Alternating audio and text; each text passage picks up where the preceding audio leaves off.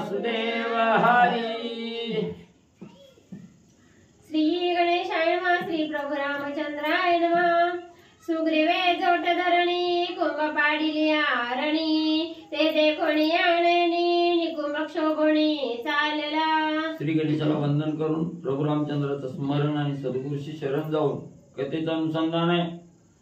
असणाऱ्या राजा सुग्रीवाचं आणि असणारामध्ये त्या ठिकाणी कुंभ नावाचा राक्षस आहे त्याचं असणारं युद्ध त्या ठिकाणी झालं। त्या युद्धामध्ये असणाऱ्या राजा सुग्रीवाने असणाऱ्या कुंभाचा अंत त्या ठिकाणी केला। कुंभ मारला गेला। हे कोणी बघितलं? असणाऱ्या कुंभाचा भाऊ निकुंभ आहे, त्यानं त्या ठिकाणी बघितलं गेलं। अतिशय रागाला त्या ठिकाणी गेला आणि रागाला गेल्याबरोबर असणाऱ्या कुंभाचा बदला घेण्यासाठी निकुंभ धावू लागला। कुंभ पडताची रणी निकुंभ चालिला कोपोणी सुग्रीवा चालिले नयनी क्रोधामधी अवलोकी। मग त्या ठिकाणी असणारा रागाला गेलेला आहे। आपला भाऊ असणारा कुंभ त्या ठिकाणी संपला गेला। याचा राग त्या ठिकाणी निकुंभाला आला। लाल भडक डोळं त्या ठिकाणी केलं, वटारलं डोळं आणि असणाऱ्या सुग्रीवाचा अंत करण्यासाठी सुग्रीवाबरोबर युद्ध करण्यासाठी अतिशय रागावेश त्या ठिकाणी झालेला आहे। आणि रागाच्या भरात सुग्रीवावर त्या ठिकाणी निकुंभ धावून जाऊ लागलेला आहे। मागे बहुता रणांगणी जेणे केलिया संग्राम श्रेणी जो दाटुगारी दळणी तो परिग घेऊनी चालिला। मग त्या ठिकाणी असणाऱ्या शत्रू सैन्यामध्ये अतिशय बलवान बलिष्ठ असणारा त्या ठिकाणी आतुरबळी असणारा निकुंभ आहे, रागाला गेलेला आहे। रागाच्या भरात हातामध्ये असणारा परिग नावाचं शस्त्र त्या ठिकाणी घेतलेलं आहे आणि परिग हातामध्ये घेऊन सुग्रीवाला मारण्यासाठी आणि युद्ध करण्यासाठी धावू लागलेला आहे। परिग माता पंचपांकोळी दृढ धरिला पंचांगुळी निकुंभ मीरा महाबळी घेऊन करतळी चालिला। मग असणारा परिग आहे, त्याला असणाऱ्या 5 पाकळ्या आहेत आणि तोच असणारा परिग म्हणले 5 बोटामध्ये त्या ठिकाणी धरलेला आहे, एका हाताने त्या ठिकाणी धरलेला आहे आणि असा असणारा दुस्तर असणारा परिग हातामध्ये घेतलेला आहे आणि राजा सुग्रीवाबरोबर युद्ध करण्यासाठी निकुंभ धावू लागलेला आहे। मुकुट कुंडले पदक कंठी भौभूषणे सुगंध उटी अंगत्राणा लखलखाटी परिग मुष्टी डुल्लत। मग त्या ठिकाणी असणाऱ्या डोक्यावर म्हणजे रत्नजडित मुकुट आहे, कानामध्ये असणारी कुंडल त्या ठिकाणी घातलेले आहेत, रत्नजडित असणाऱ्या माळा गळ्यामध्ये त्या ठिकाणी घातलेल्या आहेत, ते पसरलेलं आहे। हातामध्ये असणारा मुठीत परिग त्या ठिकाणी धरलेला आहे आणि असा असणारा शोभिवंत त्या ठिकाणी रूप घेऊन असणारा निकुंभ धावू लागलेला आहे। परिग साधना प्रतवृत्ती अमरावती अलकावती बसता हाती पीठ पावती भ्रमणावरती पाडिल्या। मग त्या ठिकाणी असणारा परिग एवढा दुस्तर आहे, त्या ठिकाणी त्याची असणारी शोभा एवढी आहे म्हणजे त्या ठिकाणी अलकावती अमरावती ही त्या ठिकाणी फिक्की पडल, बरोबर आहे का? याच्यापेक्षाही असणारा त्या ठिकाणी दुस्तर हा परिग त्या ठिकाणी दिसू लागलेला आहे। असा हा दैदिप्यमान असणारा परिग हातामध्ये त्या ठिकाणी घेतलेला आहे आणि सुग्रीवाबरोबर युद्ध करण्यासाठी निकुंभ धावू लागलेला आहे। भ्रमे गंधर्वाचे नगर सचंद्र तारा ग्रह समग्र परिभ्रमता परिघाग्र काळचक्र परिभ्रमे। मग त्या ठिकाणी असणाऱ्या गंधर्वाला सुद्धा भीती त्या ठिकाणी वाटावी किंवा असणाऱ्या काळचक्राला सुद्धा भीती त्या ठिकाणी वाटावी एवढा दुर्धर असणारा परिघ हातामध्ये निकुंभाने घेतलेला आहे, युद्धासाठी धावू लागलेला आहे। निकुंभांगी प्रबळ बळ परिघ साधोणी अतिकुशळ भ्रमत भासे नवमंडळ भासे भूतळ परिभ्रमते। मग एवढा दारुण असणारा योद्धा, श्रेष्ठ योद्धा, आतुरबळी असणारा निकुंभ योद्धा त्या ठिकाणी हातामध्ये असणारा परिघ घेतलेला आहे आणि आकाशामध्ये असणारा परिघ हातामध्ये घेऊन ब्रह्मांड त्या ठिकाणी करू लागलेला दिसू लागला।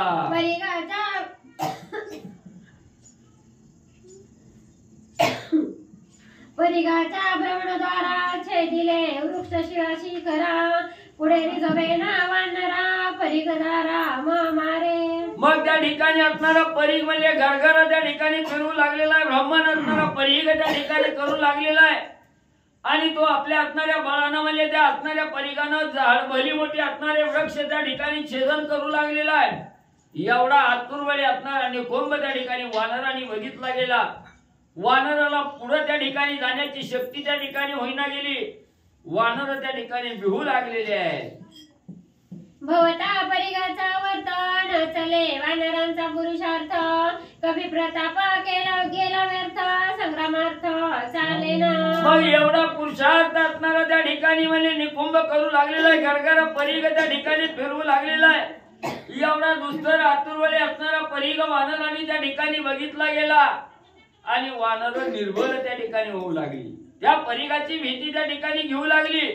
पुढे युद्ध करायला जावं असं कोणालाही त्या ठिकाणी वाटणं गेलं. एवढा दुस्तर परिग वानरांनी बघितला. वानर होता लज्जान्वित देखून आला हनुमंत पहावया आणि कुंभाचा पुरुषार्थ संग्रामी येत सम्मुख. मग वानर या ठिकाणी लाजू लागली. लज्जान्वित अवस्था वानराची झाली. एवढा म्हणजे आपल्यापेक्षा बलिष्ठ असणारा त्या ठिकाणी म्हणजे हा निकुंभ राक्षस त्या ठिकाणी दिसू लागलेला आहे. आणि वानर जेव्हा खजील होऊन खाली माना घालून त्या ठिकाणी भिवून बसली तेव्हा हनुमंतरायाने ओळखलं गेलं आणि हनुमंतरायाने अतिशय आवेश त्या ठिकाणी आणला आणि निकुंभाबरोबर युद्ध करण्यासाठी हनुमंतराया त्या ठिकाणी जाऊ लागले. हनुमान म्हणे निकुंभ वीरा तुझ्या परिघाचा थोर धरारा आधी मजा मारी वानरा मग पुढारा संग्राम. लगेच हनुमंतराया त्या राक्षसाच्या समोर त्या ठिकाणी आले आणि सांगू लागले, हे निकुंभा, एवढी म्हणजे असणारी भीती त्या ठिकाणी घालू लागला. एवढा असणारा धरारा म्हणजे त्या ठिकाणी तुझ्या परिघाचा त्या ठिकाणी दाखवायला लागला. असेल हिम्मत तर माझ्या बरोबर असणारं युद्ध त्या ठिकाणी करण मला म्हणजे परिघानं त्या ठिकाणी मारून दाखव. अशा प्रकारची हनुमंतरायाने गर्जना केली. मारिले सुरनर समस्त दैत्य दानवा केला घात मज मारिल्या हनुमंत तुझा पुरुषार्थ कळेल. अरे निकुंभा, तुझ्या अंगी बळाच्या जोरावर तू असणाऱ्या देव दैत्य दानवाला त्या ठिकाणी मारलं गेलं.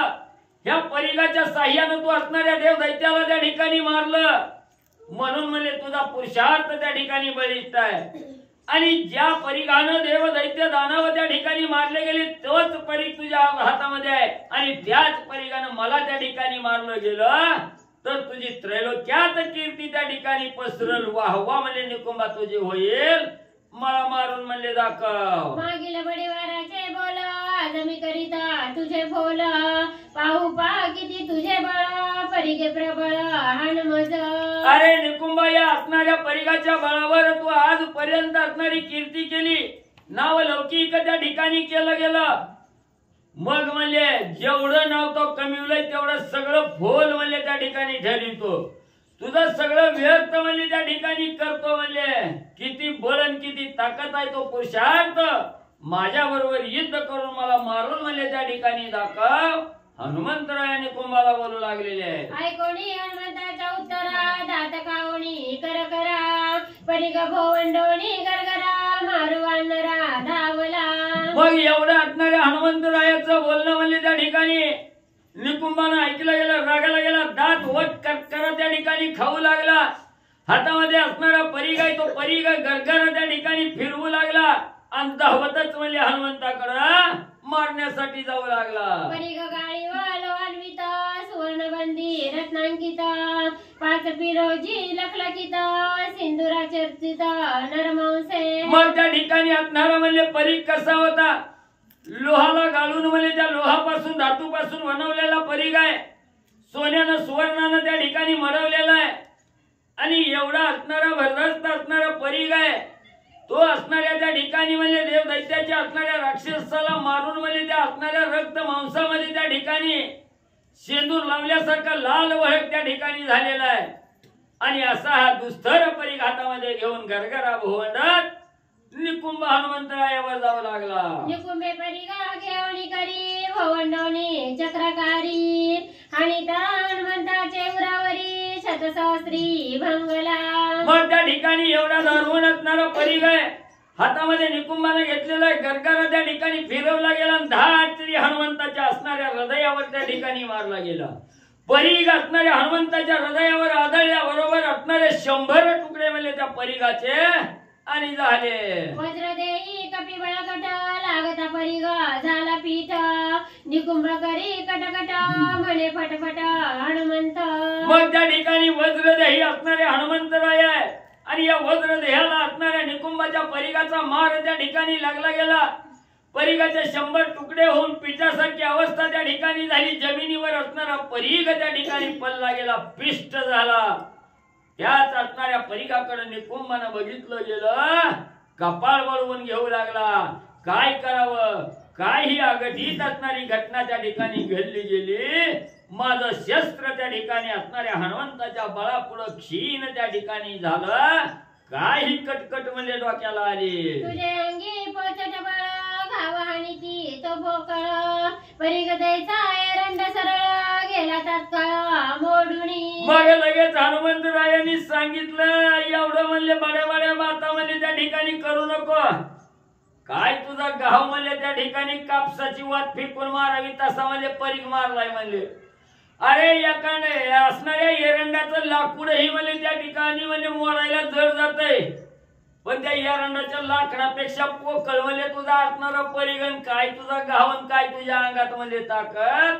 हनुमंतरायांनी हिनवलं गेलं. पुढा तिकट मागे पोचट तैसे तुझे बोल फळकट वृता संग्रामी करीसी कष्ट जितू स्पष्ट मरसील. हनुमंतराय बोलू लागले, अरे निकुंबा, दिसायला सुंदर, दिसायला बलवान म्हणजे त्या ठिकाणी परिघ म्हणजे अतिशय म्हणजे तिखट त्या ठिकाणी बघायला गेलं तर दिसतोय, पण माग म्हणजे या रणाच्या लाकडासारखा पोकळ आहे म्हणजे त्या ठिकाणी.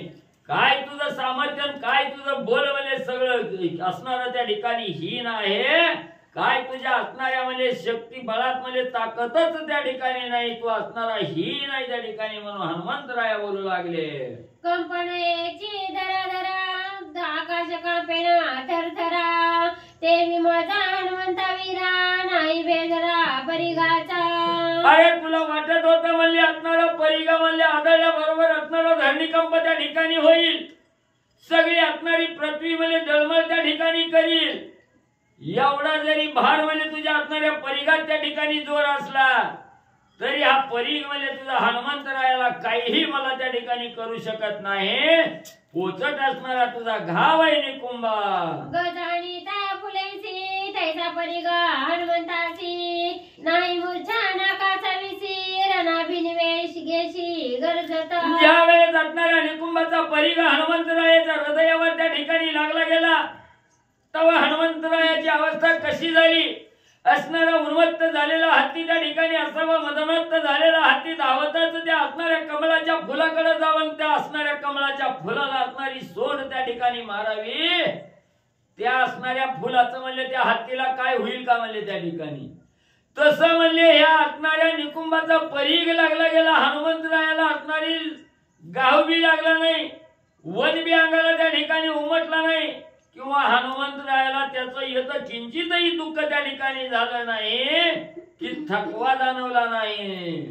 जेवी गगणी उल्कापात तेवी परिघ खंडे समस्त उडवणी पडली दगदगीत लखलखीत धरेवरी. जेव्हा एखादी तारका म्हणजे असणाऱ्या आकाशामध्ये चंद्राभोवती चमचम करणारं असणारं नक्षत्र आहे आणि ती म्हणजे नक्षत्र गळून त्या ठिकाणी पडावं, त्याचं काय म्हणजे त्या ठिकाणी कोणाला मार लागणार आहे का त्या ठिकाणी, किंवा आकाशाला तरी काय बाधा त्या ठिकाणी होणार आहे का. तसा असणारा म्हणजे त्या ठिकाणी निकुंभाचा परिघ हनुमंतरायाला लागला गेला. हनुमंतरायाला काहीही त्या ठिकाणी भासलं नाही, जाणवलं त्या ठिकाणी नाही. सुखी हनुमंतराया राहिले. तुझा घेता परिघ घाता तेने मी झालो अरे नाही उतराई होया येत मुष्टिघात साहे माझा. मग हनुमंतरायांनी सांगितलं गेलं, निकुंभा तू असणारा परिघ त्या ठिकाणी मला हाणला गेला, तू तुझ्या बळाच्या जोरावर मला परिघ हाणला, हे ऋण माझ्या मस्तकी त्या ठिकाणी बसलंय. आणि या तुझ्या ऋणातून मुक्त होण्यासाठी मी आता एक असणारा मुष्टिघात तुला त्या ठिकाणी देणार आहे. त्यावेळेस तुझ्या असणाऱ्या ऋणातून माझी उतराई त्या ठिकाणी होईल. मग केव्हा होईल. तो जर तुझा असणाऱ्या परिघाचा घाव जसा मी सहन त्या ठिकाणी केला तसा माझा असणारा मुष्टिघात तू त्या ठिकाणी सहन कर. त्यावेळेस तुझ्या असणाऱ्या ऋणातून माझी असणारी उतराई त्या ठिकाणी होईल.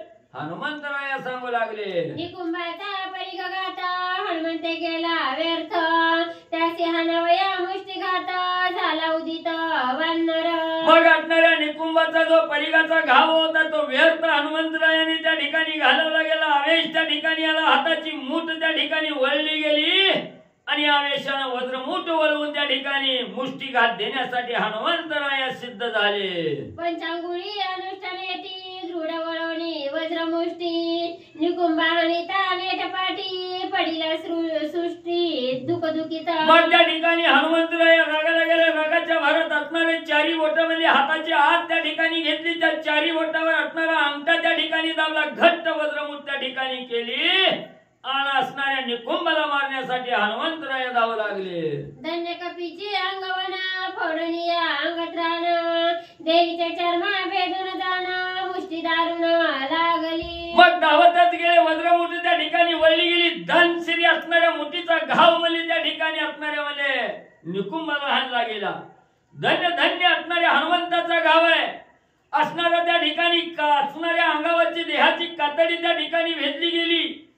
असणारी त्या ठिकाणी हाडं चूर्ण त्या ठिकाणी केली आणि हृदयाला जाऊन म्हणजे असणारी मुष्टी घाव हनुमंताचा निकुंभाला लागला गेला. मुष्टी हाणीता गोळांगोळा राक्षस हृदयी निगती ज्वाळा प्रताप तेजाचा उमाळा जैवी अंतराळा महाविजू. मग त्या ठिकाणी एवढा घाव त्या ठिकाणी घातला गेला आणि तोच घाव लागल्याबरोबर असणाऱ्या राक्षस असणारा निकुंभा त्याच्या हृदयाला त्या ठिकाणी लागला गेला. लाल भडक रक्ताच्या असणाऱ्या त्या ठिकाणी धारा बाहेर पडू लागल्या. असणाऱ्या लाल भडक असणाऱ्या अग्नीतून ज्वाळा निघाल्या तशा त्या ठिकाणी हृदयातून निघू लागल्या आणि एवढं तेज त्या ठिकाणी असणाऱ्या हनुमंतरायाचं त्या ठिकाणी पडलं गेलं. सूर्याचं तेजही त्या ठिकाणी फिक्क झालं. असे हनुमंते आपण निकुंभ पाडीला जाण तरी त्याची नाय मरण अंगवन सांडिना. मग एवढा मुष्टिघात त्या ठिकाणी हाणला गेला तरी मी म्हणले आपली असणारी शक्ती क्षीण झालेली काय असणारा निकुंभ त्या ठिकाणी दाखवाना युद्ध करायचं त्या ठिकाणी सोडला गेला. तसंच असणार बळ त्या ठिकाणी निकुंभ धरून राहिला. हनुमंते हनुनी मुष्टिघात निकुंभ पाडीला मूर्छित बडीला तो जांभया देता नवे प्राणांत तयाचा. मग एवढा हनुमंतरायांनी घाव त्या ठिकाणी मुठीचा घातला गेला. मूर्छेनं येऊन त्या ठिकाणी निकुंभ पडला गेला.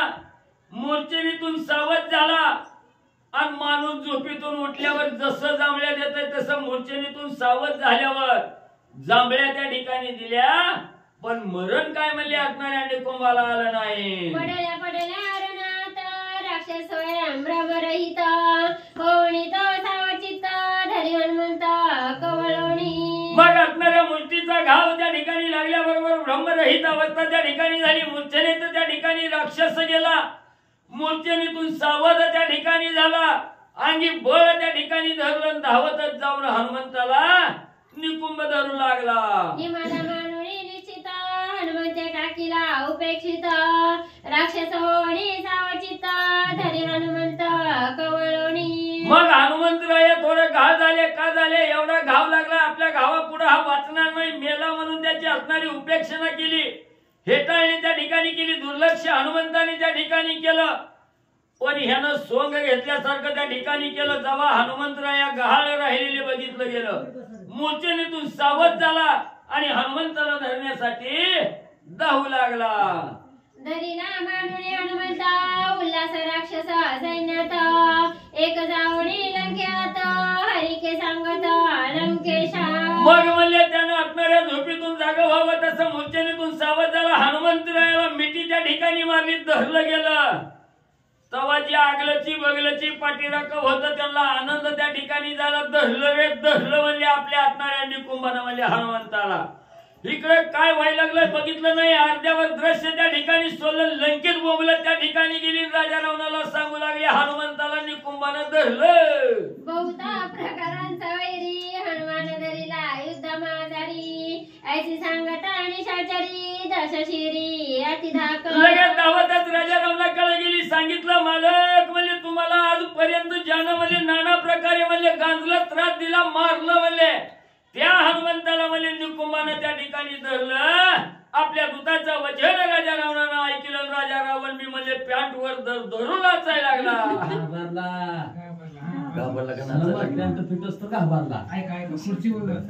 जरी धरीला हनुमंता तरी त्याचा न करवे घात जरी आणीला लंक्यात करीला कांत राक्षसी. मग दूतांनी राजा रावणाला सांगितलं, तुम्हाला ज्या असणाऱ्या वानरानं त्रास दिला, ज्या हनुमंतानं त्या ठिकाणी त्रास दिला, त्याला धरलं म्हणले असणाऱ्या निकुंभानं. तेव्हा राजा रावण असणारा चकित झाला, थरथर कापू लागला. एवढी भीती घेतली, बाबाला उगाच्या उगा म्हणले त्या ठिकाणी धरलं नसतं तर बरं झालं असतं. आता धरलं लंकेत घेऊन त्या ठिकाणी येईल. पहिलं म्हणले लंका जाळली, दाढी मिशा त्या ठिकाणी जाळल्या, थोडा मी ध्वंस केलाय काय म्हणले. आता तर आणलं तर राहिलं साहिलं सगळ्याचा म्हणले त्या ठिकाणी काटा काढील. म्हणून राजा रावणाने भीती घेतली. मागे धरिला ब्रह्मपाशी तैन मारवेची आंबासी, मारोणी या राक्षसांची जाळून लंकेची प्रतापे. मनामध्ये असणारी विचारांची राजा रावणाच्या झाली. माग म्हणली असणाऱ्या ब्रह्मपाशात बांधलं, तिथं बी म्हणली त्या ठिकाणी बांधता आलं नाही. हनुमंताला ब्रह्मपाशाची बाधा त्या ठिकाणी झाली नाही. पुन्हा म्हणली असणाऱ्या त्या ठिकाणी इंद्रजितानं म्हणली गाड्याला दावा बांधून म्हणली त्या ठिकाणी लंकेत आणलं. सगळी लंका जाळली, राक्षस मारली, असणाऱ्या अशोकवनाचा विध्वंस त्या ठिकाणी केला. ती काही कमी होतं म्हणून अजून धरलं. कपिन धरवे संग्रामात ऐसे मानी लंकानाथ, एरीकडे पै हनुमंता करी घात निकुंभाचा. नाही म्हणले ही सांगते ती खोट आहे म्हणले. हनुमंत कुणालाच म्हणले धरव जात नाही म्हणले, त्या ठिकाणी धरता येत नाही असा विचार त्या ठिकाणी केला. आणि इकडे म्हणले हनुमंतरायांनी त्या ठिकाणी म्हणले असणारा म्हणले त्या ठिकाणी इकडं राक्षस सांगायला राजा रावणाला गेली. तर निकुंभ इकडे हनुमंता बरोबर युद्ध करू लागला. त्याच वेळेस त्या युद्धामध्ये इकडं निकुंभाचा घात हनुमंताने केला. निकुंभे धरिता हनुमंतासी, तोही मुष्टी हाणी त्यासी, मिठी न सोडून मारुतीसी, पडे तेनेसी रणभूमी. मग त्या ठिकाणी असणाऱ्या म्हणले हनुमंतरायाला मिठी म्हणली त्या ठिकाणी मारली. कवळून म्हणले निकुंभानं त्या ठिकाणी धरलं, स्वार्था सोडीना. तेव्हा असणाऱ्या हनुमंतरायाने दुसरी असणारी मूठ त्या ठिकाणी वळली, धानशिरी टोला दिला. तेव्हा धानशिरी जमिनीवर असणारा निकुंभ पडला. न सुटे निकुंभाची मिठी, हनुमान पडल्या लोटी, चेपिता राक्षसांची घाटी, अति संकटी सोडिला. मग त्या ठिकाणी असणारा म्हणले एवढं जरी मूठ त्या ठिकाणी मारली तरी बी म्हणले निकुंभ काही सोडायला तयार नाही. त्या ठिकाणी बोलत म्हणले असणाऱ्या लातानं म्हणले ठेपराय गेलं तरी बी त्या ठिकाणी सोडीना गेला. तेव्हा हनुमंतरायांनी कच काटून म्हणले असणाऱ्या मुठीनं म्हणले त्या ठिकाणी नरड दाबलं, नळी दाबली गेली की असणारी त्याची पकड त्या ठिकाणी सैल झाले. हनुमंताला सोडलं. स्वयं सोडणी ऐसिया परी, हनुमान उडोणी अंबरी, उडी घातली निकुंभावरी, संग्राम गजरी गर्जन. मग त्या ठिकाणी असणारा म्हणले हनुमंतरायांनी म्हणले नरड दाबल्याबरोबर असणारी मिठी सुटली गेली. सुटल्याबरोबर हनुमंतरायांनी ढकललं गेलं, आकाशात म्हणले असणारं उड्डाण त्या ठिकाणी केलं. आणि भलं उंच उड्डाण करून वर्ण म्हणे निकुंभाच्या मस्तकावर उडी त्या ठिकाणी मारली गेली. असणाऱ्या निकुंभाला डांगणांग बुकणांग करून टाकलं. श्री गणेशाय नमः, श्री सरस्वते नमः, श्री प्रभू रामचंद्राय नमः. हनुमंते गिरा गजरी, उडी घालोनी निकुंभावरी, दोन्ही बाहू मुरडोनी करी, शिरण कागरी खोडिले. असो पांडुरंगा करू प्रथम नमन, दुसरे चरण संताजी त्यांच्या कृपाशीर्वाद आणि कथेचा विस्तार बाबाजी सद्गुरू असतो का. बसलेले सर्व श्रोते मंडळी साधू संतांना साष्टांगपणे पाठ करून कथेला सुरुवात. कथेचा अनुसंधान हनुमंतरायांवर उड्डाण मारलेला आहे. वरून खाली येता दोन्हीच्या दोन्ही हात निकुंभाचे उपसले आणि नकानी मुंडकं उडवलं. छेदोनी निकुंभाचे शिरा, रामनामाचा गजर, हनुमंते केला बुबुकार, गजती वानरा हरिनामे. निकुंभाला हनुमंतराणी चिरलं, मुंडकं धडा वेगळा केल्याबरोबर रामनामाचा जय जयकार केला. सर्व वानर मंडळी श्रीराम जय राम जय जय राम म्हणू लागले. हनुमंते बळानुबंधे, निकुंभ मारिला महायुद्धे, वानर नाचती आनंदे, जय जय शब्दे गरजोनी. हनुमंतराने आपल्या ताकदीच्या जोरावर शूरवीर पराक्रमी असणाऱ्या निकुंभाला रणांगण त्या ठिकाणी संपलं. वानर मंडळीने आनंद झाला. आनंदाच्या भरामध्ये हनुमंतराय की जय असे असणारे वानर जय जयकार करू लागली. निकुंभ मारिला पराक्रमे, कोणिया श्रीरामे, कोपा चढला क्षात्र धर्मे, पुरुषानुक्रमे बोलता. पराक्रमाच्या जोरावर निकुंभ संपवला. प्रभू रामचंद्राने बघितलं गेलं आणि शास्त्र धर्माविषयी थोडासा असणारा प्रभू रामचंद्र हनुमंतरायाला काय म्हणू लागले ऐका. लहान साना मारिता येत युद्ध नव्हे पैसा मस्त मारावया लंकानात धनुष्यात घातला. प्रभू रामचंद्राला बी आवेशाला हनुमंतरायांनी निकुंभाला मारलं. तीच सगळी मारायला लागलेत. मी कोण कसं काय मार मी आले कशासाठी राजा रावणाला मारायसाठी.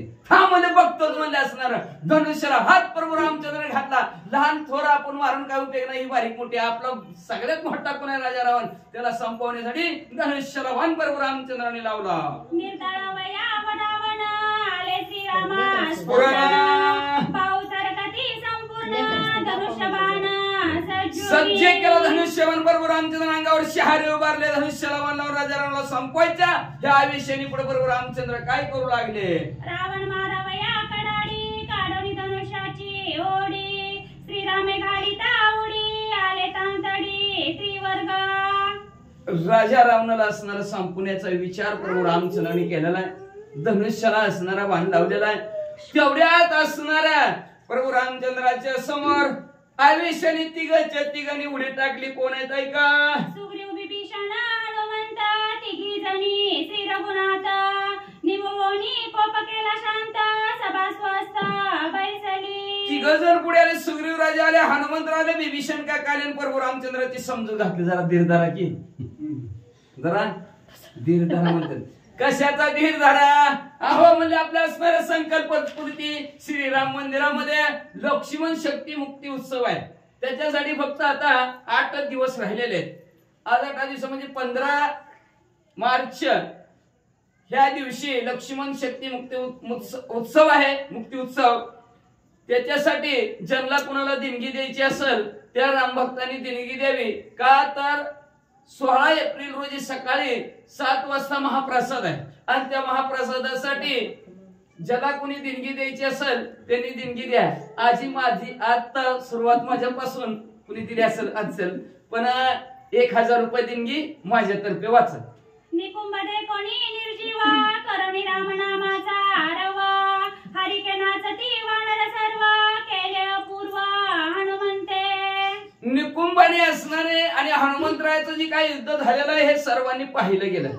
राम नामाचा जे जयकार केलेला आहे सर्वांना आनंद झालेला आहे आणि प्रभू रामचंद्राची समजूत काढू लागली. पूर्वी कोणी केलं नाही. अशा प्रकारचा भव्य आणि दिव्य लक्ष्मण शक्ती मुक्ती उत्सवाचा कार्यक्रम आहे आणि सुंदर असणाऱ्या मंडपाचं सुद्धा कार्य झालेलं आहे. पण अन्नदानाचा बी कार्यक्रम आहे. इथे दिलेल्या एक कशी अन्न होय कोटी कुळाचे उदाहरण. आपल्या कोटी कुळाचा उद्धार करायचा असेल ऐकायला जमत नाही. कथा पवित्र ऐकता होय कोटी कुळाचे उद्धार. कथा ऐकली तरी असणारा कुळाचा उद्धार होतं. एकला उद्धार येत नवल काय. एकला उद्धारीला येत नवल काय. सर्व कुळाचा उद्धार होतो कथा ऐकला. पण कथा ऐकायला जमतच नाही. वेळ कुठे. मग त्याच्यासाठी एक शीत तुम्ही 1 किलो द्या किंवा अर्धा किलो द्या पण काही द्या. तनाने मनाने धनाने कसे करायची तशी असणारी प्रभू रामचंद्राची सेवा करा. प्रभू रामचंद्राला तुमचे लाखो आशीर्वाद लागतील. म्हणून ज्याला कुणी असणार आहे कुठल्याही प्रकारची मदत करायची असेल तर त्यांनी लवकरात लवकर मदत करा. आणि प्रभू रामचंद्राच्या कार्यामध्ये अशाच प्रकारची वानर मंडळी मदत करत आहेत. मदत करत असताना म्हणजे अपूर्व पूर्वी कधी कुणी केलं नाही असं कार्य हनुमंतरायांनी केलं. सुग्रीवराजे प्रभू रामचंद्राला सांगतात. हनुमंताची अंगवण देखून पृथ्वी कंपायमान स्वर्गी दाकती सुरगान भय संपूर्ण राक्षस. सर्व असणाऱ्या राक्षसांना घाबरून गुंडे उठलेले 33 कोटी देव सुद्धा असणारे सळकी पळू त्यांना होऊ लागलेला आहे. प्रत्येक जण आपला असणारा प्राण कंटाळा आलेला आहे. आवरून सर्वच्या सर्व असणारे युद्धाच्या ठिकाणी पाहू लागलेले आहेत. देखोनी हनुमंताची ख्याती राक्षस चळचळ कापती चळी कापे लंकापती रणि मारुती नाटपे. हनुमंतरायाची प्रसिद्धी सर्वत्र असणाऱ्या त्या राक्षस समुदायामध्ये पसरली. कोण होतं. हनुमंतराय होती. बाबा घाबरली सगळे. हनुमंतराय निकुंभाला मारलं. कोणी मारलं वा. हनुमंतरायांनी मारलं. मग तर राजा रावण जास्तच घाबरला आणि राजा रावणाने घाबरून म्हणले हे राम भक्त ते नाव सांगा दादा. हा काय नाव सांगा.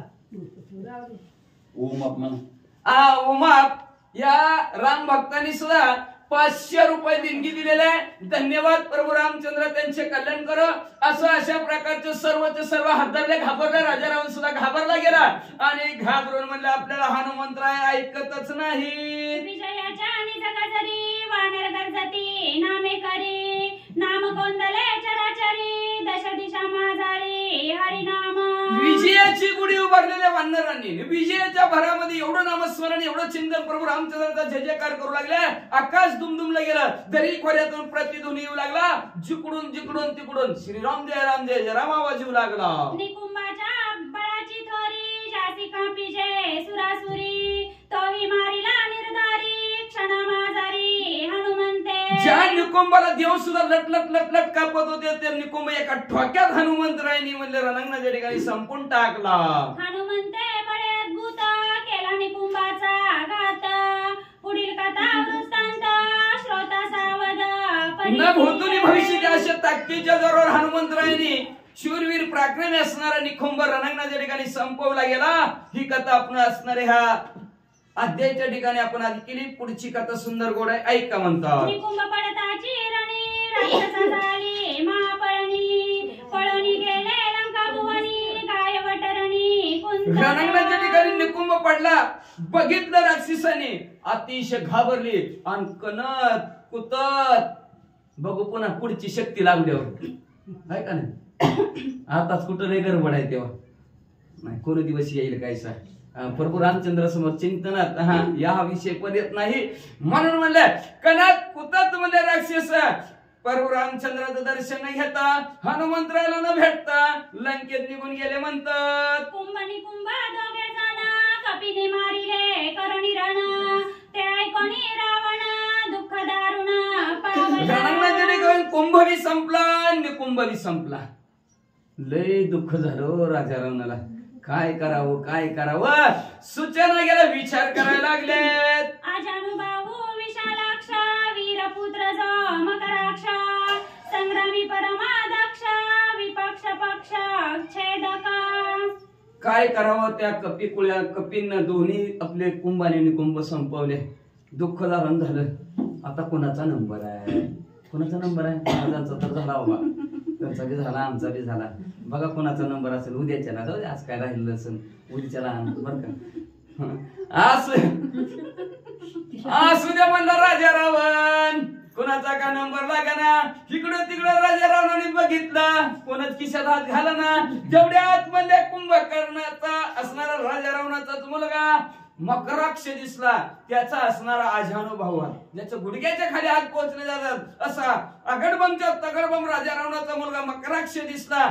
विपक्ष आपला जो काही शत्रू आहे त्या शत्रूला बरोबर संपवणारा आणि त्याला टिपून टाकणारा असा हा मकराक्ष राजा रावणाच्या डोळ्यासमोर दिसला. त्यासी पाचारोनी रावण गुह्य सांगे स्वयंमापण, रणी मारावे राम लक्ष्मण वानरगण समवे. त्याला राजा रावणाने जवळ बोलवलं, जवळ बोलून सांगितलं बाबा ऐक मला, ह्या श्री संकल्पपूर्ती श्रीराम मंदिर या मंदिरामध्ये 15 मार्च रोजी लक्ष्मण शक्ती मुक्त उत्सव सोहळा आहे. त्या निमित्ताने अन्नदानाचा कार्यक्रम आहे. ज्या राम भक्ताला अन्नदानाच्यासाठी देणगी द्यायची आहे त्यांनी लवकरात लवकर देणगी द्या असं राजा रावणाने तिथं म्हणले असणार.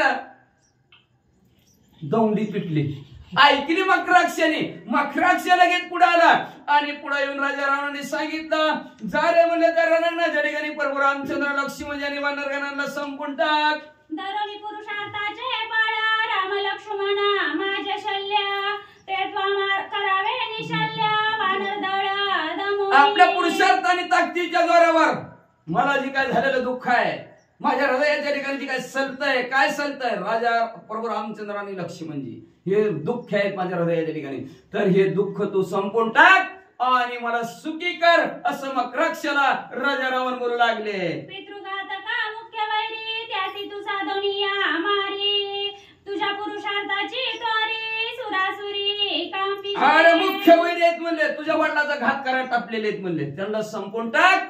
तुझी कीर्तीचा झेंडा आजपर्यंत असणाऱ्या देवदानवामध्ये पसरलेला आहे, तो कीर्तीचा झेंडा सदैव फडकत राहू दे आणि जाते कार्य कर असं मकराक्षला राजा रावण सांगू लागले. ऐसे बोलूनी दशानन स्वयं सांडणी सिंहासन मकराक्षासी आपण गौरवी रावण युद्ध. अशा प्रकारे राजा रावण मकराक्षाला बोलले सिंहासनावर खाली उतरले आणि जाता जाता आरती वावळायला लागली. आता गौरव करायचा ना पोराचा, नवीन नवीन कपडे काय काय अजून वाचा. दिव्य गंध सुमन माळा मुकुट कुंडले कटी मेखळा अंगत्राण पदक गळा मुक्त फळा समवेत. परत माघारी येणार नाही ना शेवटचं आहे का शेवट परत जमतच नाही ना, काय करावं. राजा रावणाने म्हणले सुंदर असा कपाळाला टिळा लावला, सोन्याचा मुकुट त्याच्या असणाऱ्या डोक्यावर चढवला, कानामध्ये कुंडला नवीन नवीन घातली म्हणजे असणारा, कटी मेकळा सुंदर असणारा कलदोडा सोन्याचा कमरेला बांधला, अंगात रान अंगावर घातलं गेलं, त्याच्या चिलकत घातलं गेलं, गळ्यात मुक्तांच्या माळा घातल्या. जा रे बाबा. ऐकोणी रावणाचे वचन शूराभिमानी खरनंदन मारुनी राम लक्ष्मण विशल्य करीना लंकेशा. आता मग अशी म्हणलं होतं रावण पुत्र, आता बरोबर आहे. कोण कधी कधी म्हणतं आपलंच पोरग आहे का नाही, महाराजासारखं असं कोणाच तशा प्रकारे म्हणले असणारा हा जो काय रामाशी राजा रावण म्हणला होता, हे मुला आपलाच मुलगा आहे म्हणलं असणारा कोण, मकराक्षी. आपल्या मुलाकडे बघितलं होतं मग अशी. आता काय म्हणतो राजा रावण, इथं असणारे ग्रंथकर्ते म्हणतात खराचा मुलगा. आता घर कुठला, त्या जनस्थानाच्या ठिकाणी. खरं म्हणजे गिरणीतली खरं नव महाराज, तुम्ही तिकडे खरीकडलं सिगरेट गिरणीतल्या खरं. खरं म्हणजे गाढव, पण त्या गाढवाच्या चालीतला जातीतला असणारा तो मकराक्षाचा बाप, खरंच त्याचं नाव आहे. आणि तो खर म्हणजे जनस्थानाचा त्याचा मुलगा असणारा मकराक्ष राजा रावणाने त्याचा गौरव केला आणि रणांगणाच्या ठिकाणी पाठवू लागला. नमस्कारोनी रावणा त्यासी करोनी प्रदक्षिणा मकराक्ष केली गर्जना शीघ्र रताना सैन्यसी. लगेच म्हणलं काका तुमच्या अंतःकरणाच्या ठिकाणचं दुःख मी संपून टाकतो म्हणला. काकाला प्रदक्षिणा घातली, पाया पडला आणि पाया पडून म्हटल्याने गर्जना केली, ऐ सेनापती रताना लवकर. राम लक्ष्मण मनुष्य मात्र मनुष्यामुचा नित्याहार वानर ते पाले खाईर मारीन समग्र रण मारे. अहो म्हणले आताच काका रणांगणाच्या ठिकाणी जातो म्हणलं, मनुष्य म्हणजे आमचं खास आहे म्हणले, कटाकट घेऊन टाकतो. त्याबरोबर रामचंद्र लक्ष्मी म्हणजे आणते. वानर तर काय पालं खाणार आहे म्हणजे कुठं जाऊन कोशिंबिरी सहित जा खाईल का कसं खाईल कसं मारील सांगताच येणार नाही म्हणजे वाचा. मकराक्ष आज्ञा समर्थ सैन्यसी आणिला रथ प्रदक्षिणा करोनी तेथ रती बैसत साटोपे. लगेच मकराक्षाची आज्ञा शिरसावंदी असणाऱ्या सैन्याने मांडली गेली, सारथ्या सहित असणारा रथ चुंपून आणला. सारथी सांगत जेते आहे रघुनाथ तेथवरी जाऊ दे रथ संग्रामार्थ तेने. लगेच रथात उडी टाकली गेली. सारथ्याला सांगितलं जिद्द प्रभू रामचंद्र रणांगणाच्या ठिकाणी उभा आहे तिथं आपला रथ जाऊ दे. लहान सानासी हात बालने रणात बरं जाऊ द्या. स्वेनी उठोनी रघुनाथ निश्चितार्थ हा माझा. आणि मी निश्चित करून आलो आमच्या काकापाशी, तू रथ सरळ प्रभू रामचंद्रापाशी जाऊ दे. बरं महाग मोठी लहान येतील त्यांना सगळ्याला बाजूला सारा रथ नीट प्रभू रामचंद्राजवळ जाऊ दे. राक्षसांप्रती गर्जना मकराक्ष सांगे आपण रणी मारावे राम लक्ष्मण स्वयं रावण. राक्षसानं माझ्या बोलण्याकडे लक्ष दे. मला काकाने जाताना सांगितलंय काय, कुणाला वानराला अजिबात मारायचं नाही, फक्त प्रभू रामचंद्र आणि लक्ष्मी म्हणजे दोघालाच मारा. आजी रणी आपण वदिन राम लक्ष्मण सुग्रीवाते निर्दळीना वानर सैन्य.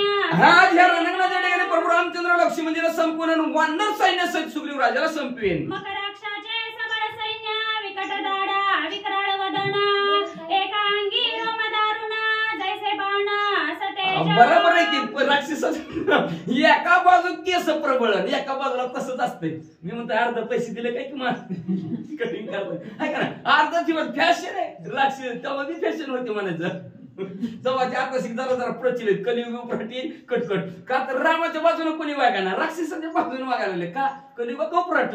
कधी ठेवत होती का अर्धी केस, आता अर्धे ठेवायला लागले. आज तरी एकाच बघितलं फक्त एवढीच होती. मी आपल्या पुढच्या 15 वाड्यात देत त्याला पैसे बाकीचं पैसे कमी होतं का म्हणलं तुझ्याकडे कधी करा.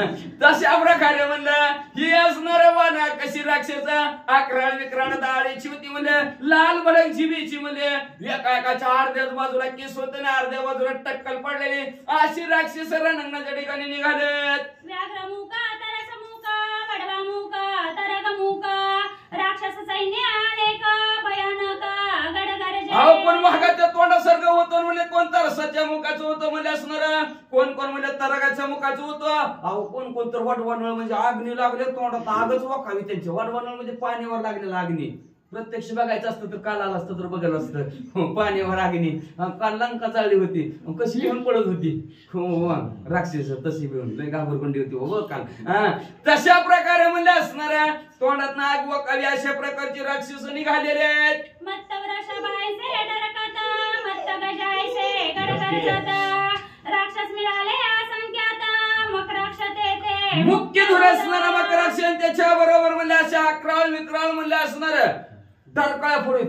माझ्याला बैल असावा, बैल कसं डरकाळी फोडतो तशा प्रकारचं डरकाळी फोडत म्हणजे असणारा. माझ्याला हत्ती कसं पाय खुडीत चालतो तसं राक्षस निघालेले आहेत. गावगातला निशाणा, शंखवेदी विकट विराणा, दुदुंबी गाजती दंडना, विकराळ गर्जना वीरांची.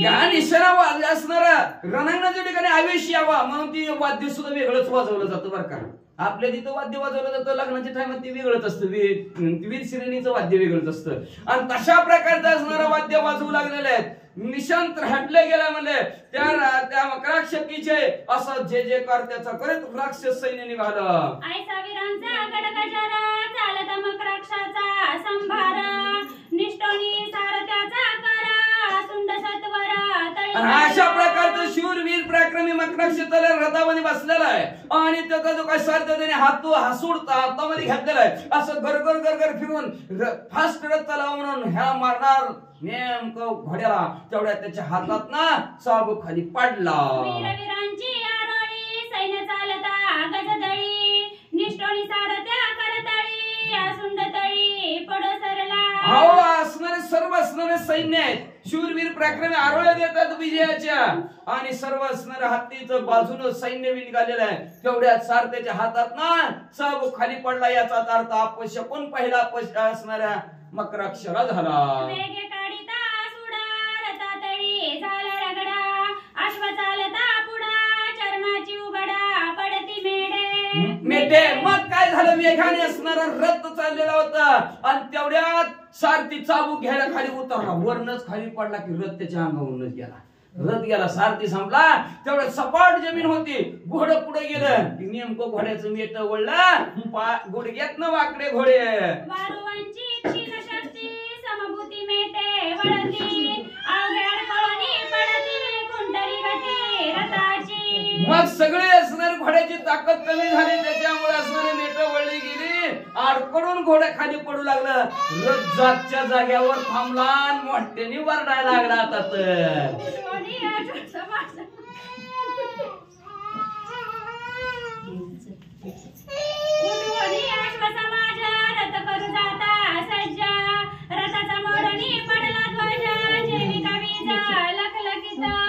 काय अवस्था झाली. रथ व्यवस्थित चाललेला होता. आवरून सावरून मकराक्ष घोडे उभं करणार तेवढ्यात म्हणजे घोर रथाचा ध्वजच खाली पडला गेला. अशा प्रकारच्या अपयश कोण मकराक्षला होऊ लागले. प्रतिकूळ वायू खवळला बळी, डोळा उघडता रिगे धुळी, जो तो दोन्ही डोळे चोळी, अश्रुते गाळी गजाश्व. काय परिस्थिती झाली. वारा उलटा वाहू लागला. चालल्यात पूर्वेकडं, वारा आला पश्चिमेकडं. उलट वारा आपण त्याला म्हणतो. उलट वारा वाहू लागलं. त्याच्यामुळे घोड्याच्या टापाने आणि सैन्याच्या पळण्याने धूळ उडाली आणि ती धूळ असणारी सर्व असणाऱ्या सैन्यांच्या डोळ्यात जाऊ लागली. सैन्य डोळत चोळत बसू लागली. घोड्यांच्या डोळ्यात गेली. घोड्याच्या डोळ्याला पाणी येऊ लागलं. हत्तींच्या डोळ्यात गेली. हत्तींच्या डोळ्यातनं पाणी वाहू लागलं. करीत वाजंत्र्याचा गजर, येता मकराक्षाचा भार, तो दे कोणी वानरवीर, युद्ध सत्वर मिसळले. नवरदेव परण्याला निघावा तसं वाजत गाजत उतळ पाण्याला लय खळखळाट असतं. दमन धीरत नसते तिथं. नाही म्हणतात ना ती उतावळा रागोड गेला वाशिंग लय वाजत गाजत जाते ते. असं मग असं वाजत गाजत निघालेले म्हणले. आणि तेवढ्यात वानर मंडळीनं ही आलेली राक्षस पाहिली आणि पाहिल्या बरोबर वानर मंडळी राक्षसा बरोबर भांडण करायला सुरुवात केली. महाराज श्री गणेशाय नमः, श्री गुरु रामचंद्राय नमः. ऐसे देखोनी अपशकून मग राक्षसांडी उपेक्षून जे ते उभे राम लक्ष्मण ते ते आपण शीघ्र आला. कथेचं अनुसंधान युद्धासाठी निघाला खर नावाचा जनस्थानामधला खर दुष्यंत ईश्वरा त्यातला खर रामचंद्रांनी मारला त्याचा पोरगा मकराक्ष युद्धासाठी निघाला. त्याचं मुख्य कार्य होतं मेन लक्ष्य होतं राम लक्ष्मणाला मारायचं बाकीच्याला कुणाला गणायचं नाही. म्हणून जिथं राम आणि लक्ष्मण मुख्य उभा होते तिथं तो मकराक्ष जाऊन पोहोचला.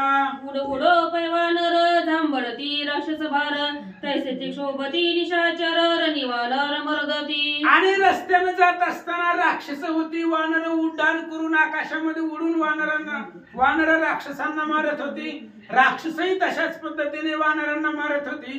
राक्षस आणि वानरांचं द्वंद्व युद्ध सुरू होतं. रणी खवळला वेताळ वानर निशाचरा प्रबळ रोमहर्ष युद्ध तुंबळ हरकल्लोळ राक्षस.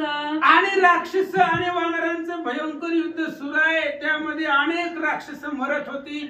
वानर आकाशामध्ये जाऊन उड्डाण करत होती. युद्धाच्या ठिकाणी असणाऱ्या वेताळ भूते सगळी त्या ठिकाणी खवळलेली होती असं सांगतात. शिवपट्टीश विंदिती बाण हनिती शिळा धूम्रपाशान फोडोनी अंगत्रान धनुष्यबाण मोडीती. मग राक्षसाकडे शूळ आहे पट्टीश आहे गदा आहे मुगदल आहे परिघ आहे त्रिशूळ आहे बरीच शस्त्रास्त्र राक्षसांकडे होती. वानराची सगळी शस्त्रास्त्र तोडायची आणि मोठ्या झाडांना पर्वतांना राक्षसांना मारून टाकायचं. तैसे दानवांसी सुरवर रणे भिडती अति दुर्धर तैसेची वानर आणि निशाचर गोरंदर भांडिले. जसं पूर्वी देव लोक राक्षसांना मारित होती देव दानवांचं देव दैत्यांचं युद्ध पूर्वी असायचं तशाच पद्धतीने राक्षसाचं आणि वानरांचं युद्ध सुरू होत होतं. मोडिले देखोनी निशाचर सैन्य मकराक्षे वाहोनिया गुण रणित्रासिले वानर गण सपीच बाण भेदोनी. आणि आपलं सैन्य मारलं राक्षसाचं सैन्य मारल्यामुळं मकराक्षाला भयंकर राग आला. धनुष्य हातामध्ये घेतलं धनुष्याला बाण लावला. काय करतो सपीच खडकरता बाण रणित्रासिले वानर गण श्रीरामापाशी अवघे जण आले पळून अति भीती. आणि सगळे अंगाला बाण लागले. वानराच्या प्रत्येक ठिकाणी ह्या मकराक्षाने सोडलेले बाण लागले खडतरले. त्याच्यामुळे वानर घाबरले आणि भगवान श्रीरामचंद्राकडे पळत आले. श्रीराम कृपाळू संपूर्ण निवारोनी राक्षस बाण आश्वासोनी वानरगण अभयदान दिदले. रामचंद्र पूर्ण कृपाळू आहे. जी आलेली शरण आलेली वानर होती त्यांना अभयदान दिलं आणि मकराक्षाचा वध करण्यासाठी भगवंत तयार झाले. आश्वासोनी वानरगण संत्रासीता राक्षस सैन्य ते मकराक्ष देखोन रागे आपण जलपत.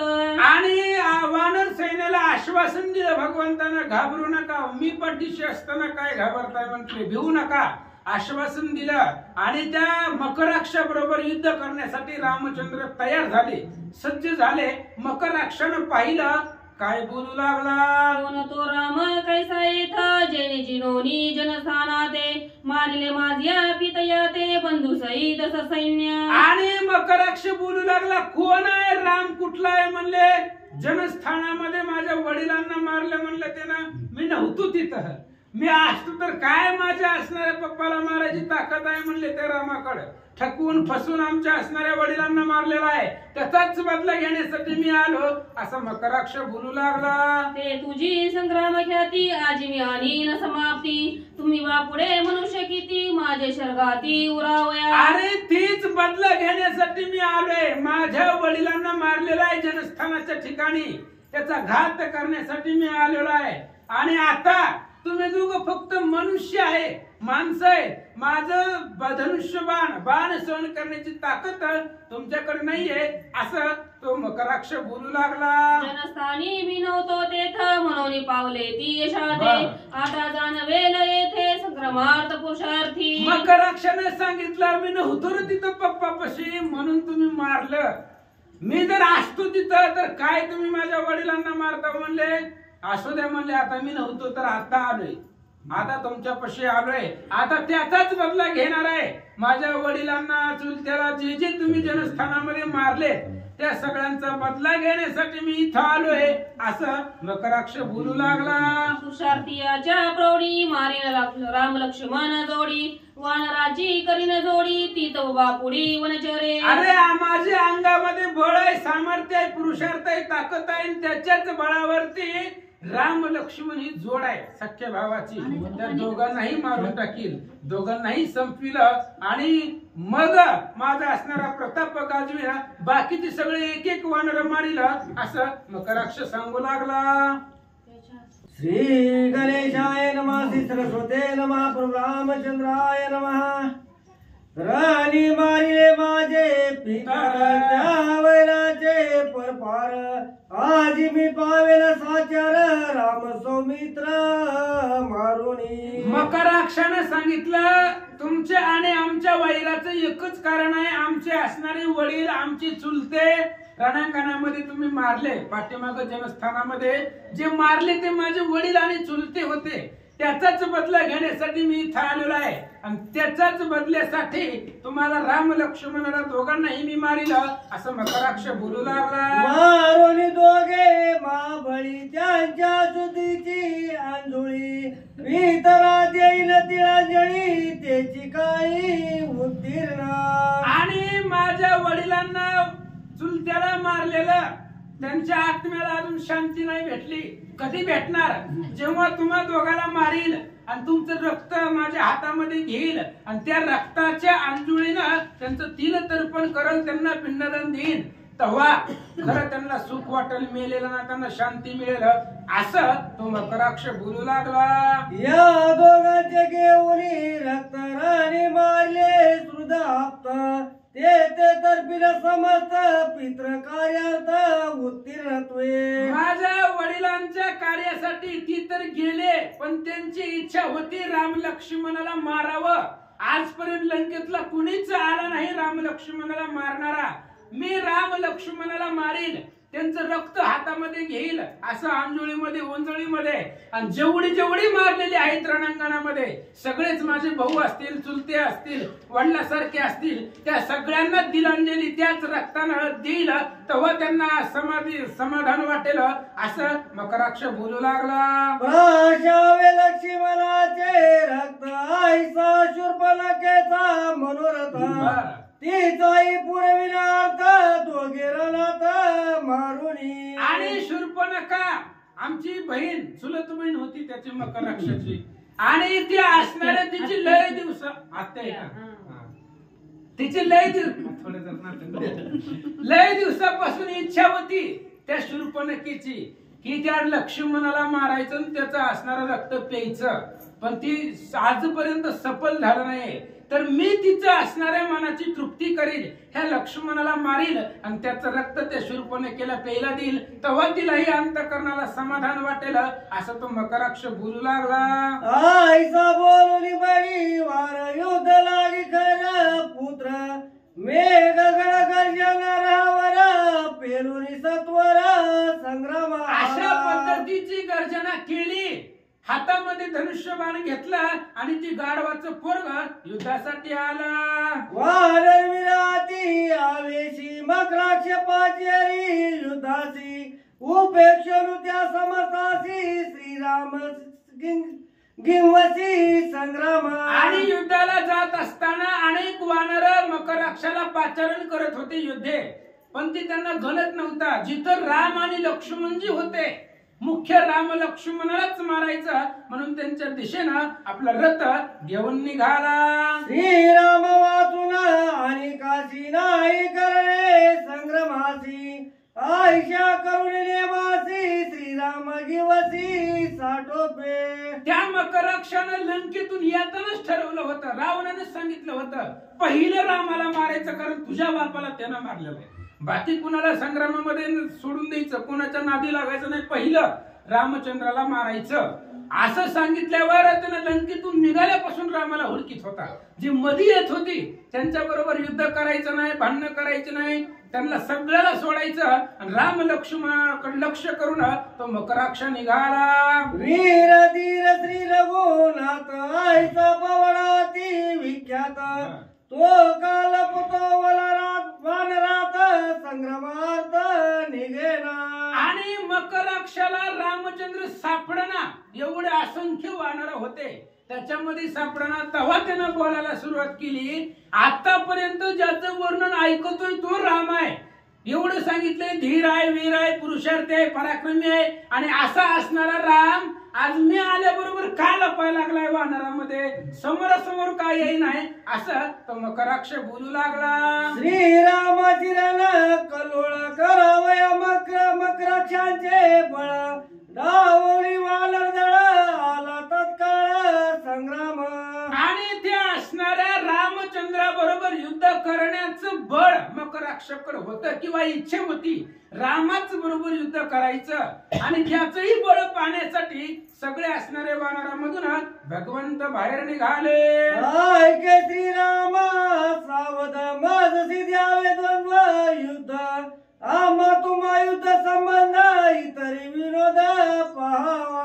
आणि मकराक्षानं रामाला बोलायला सुरुवात केली, म्हणले रामा, आपल्या दोघांचं युद्ध सुरू असताना तिसऱ्यानं कुणीही मधामध्ये पडायचं नाही. बाकीच्यानं लांब उभारून व्हिडिओ काढला तरी चालतंय, पण मध्ये यायचं नाही, भांडणामध्ये पडायचं नाही. आता मी तसं दोघांचे भांडण व्हिडिओ काढते, पण सोडवायला येत. आमचं आणि तुमचं युद्ध सुरू असताना मध्ये कुणीच यायचं नाही, फक्त बाकीच्यांनी लांब उभा राहायचं आणि बघत बसायचं असं मकराक्ष बोलू लागला. दोघांच्या संग्रामात जो तिसरा गालीत हात, त्याचा त्याचा करावा घात, हा निश्चयार्थ करावा. आणि रामचंद्राला सांगू लागला, ती मकराक्ष धर्मनीतीने सांगितलं होतं, ह्याचा बाप कधी धर्मानं वागला नाही, ह्यांचं कुळ कधी धर्मानं वागलं नाही, ते आता सांगू लागलं. म्हणले, ऐक रामा, आपल्या दोघांचं युद्ध सुरू असताना जर तिसरा मध्ये आला तर त्याला डायरेक्ट मारून टाकायचं, कोणताही विचार न करता. अशा पद्धतीने नियोजन करून ठरवून मकराक्ष बोलू लागला. संगे नको वानर गण कायचे बापुडे लक्ष्मण, तू जशी करावे रणांगण संकल्प पूर्ण हा माझा.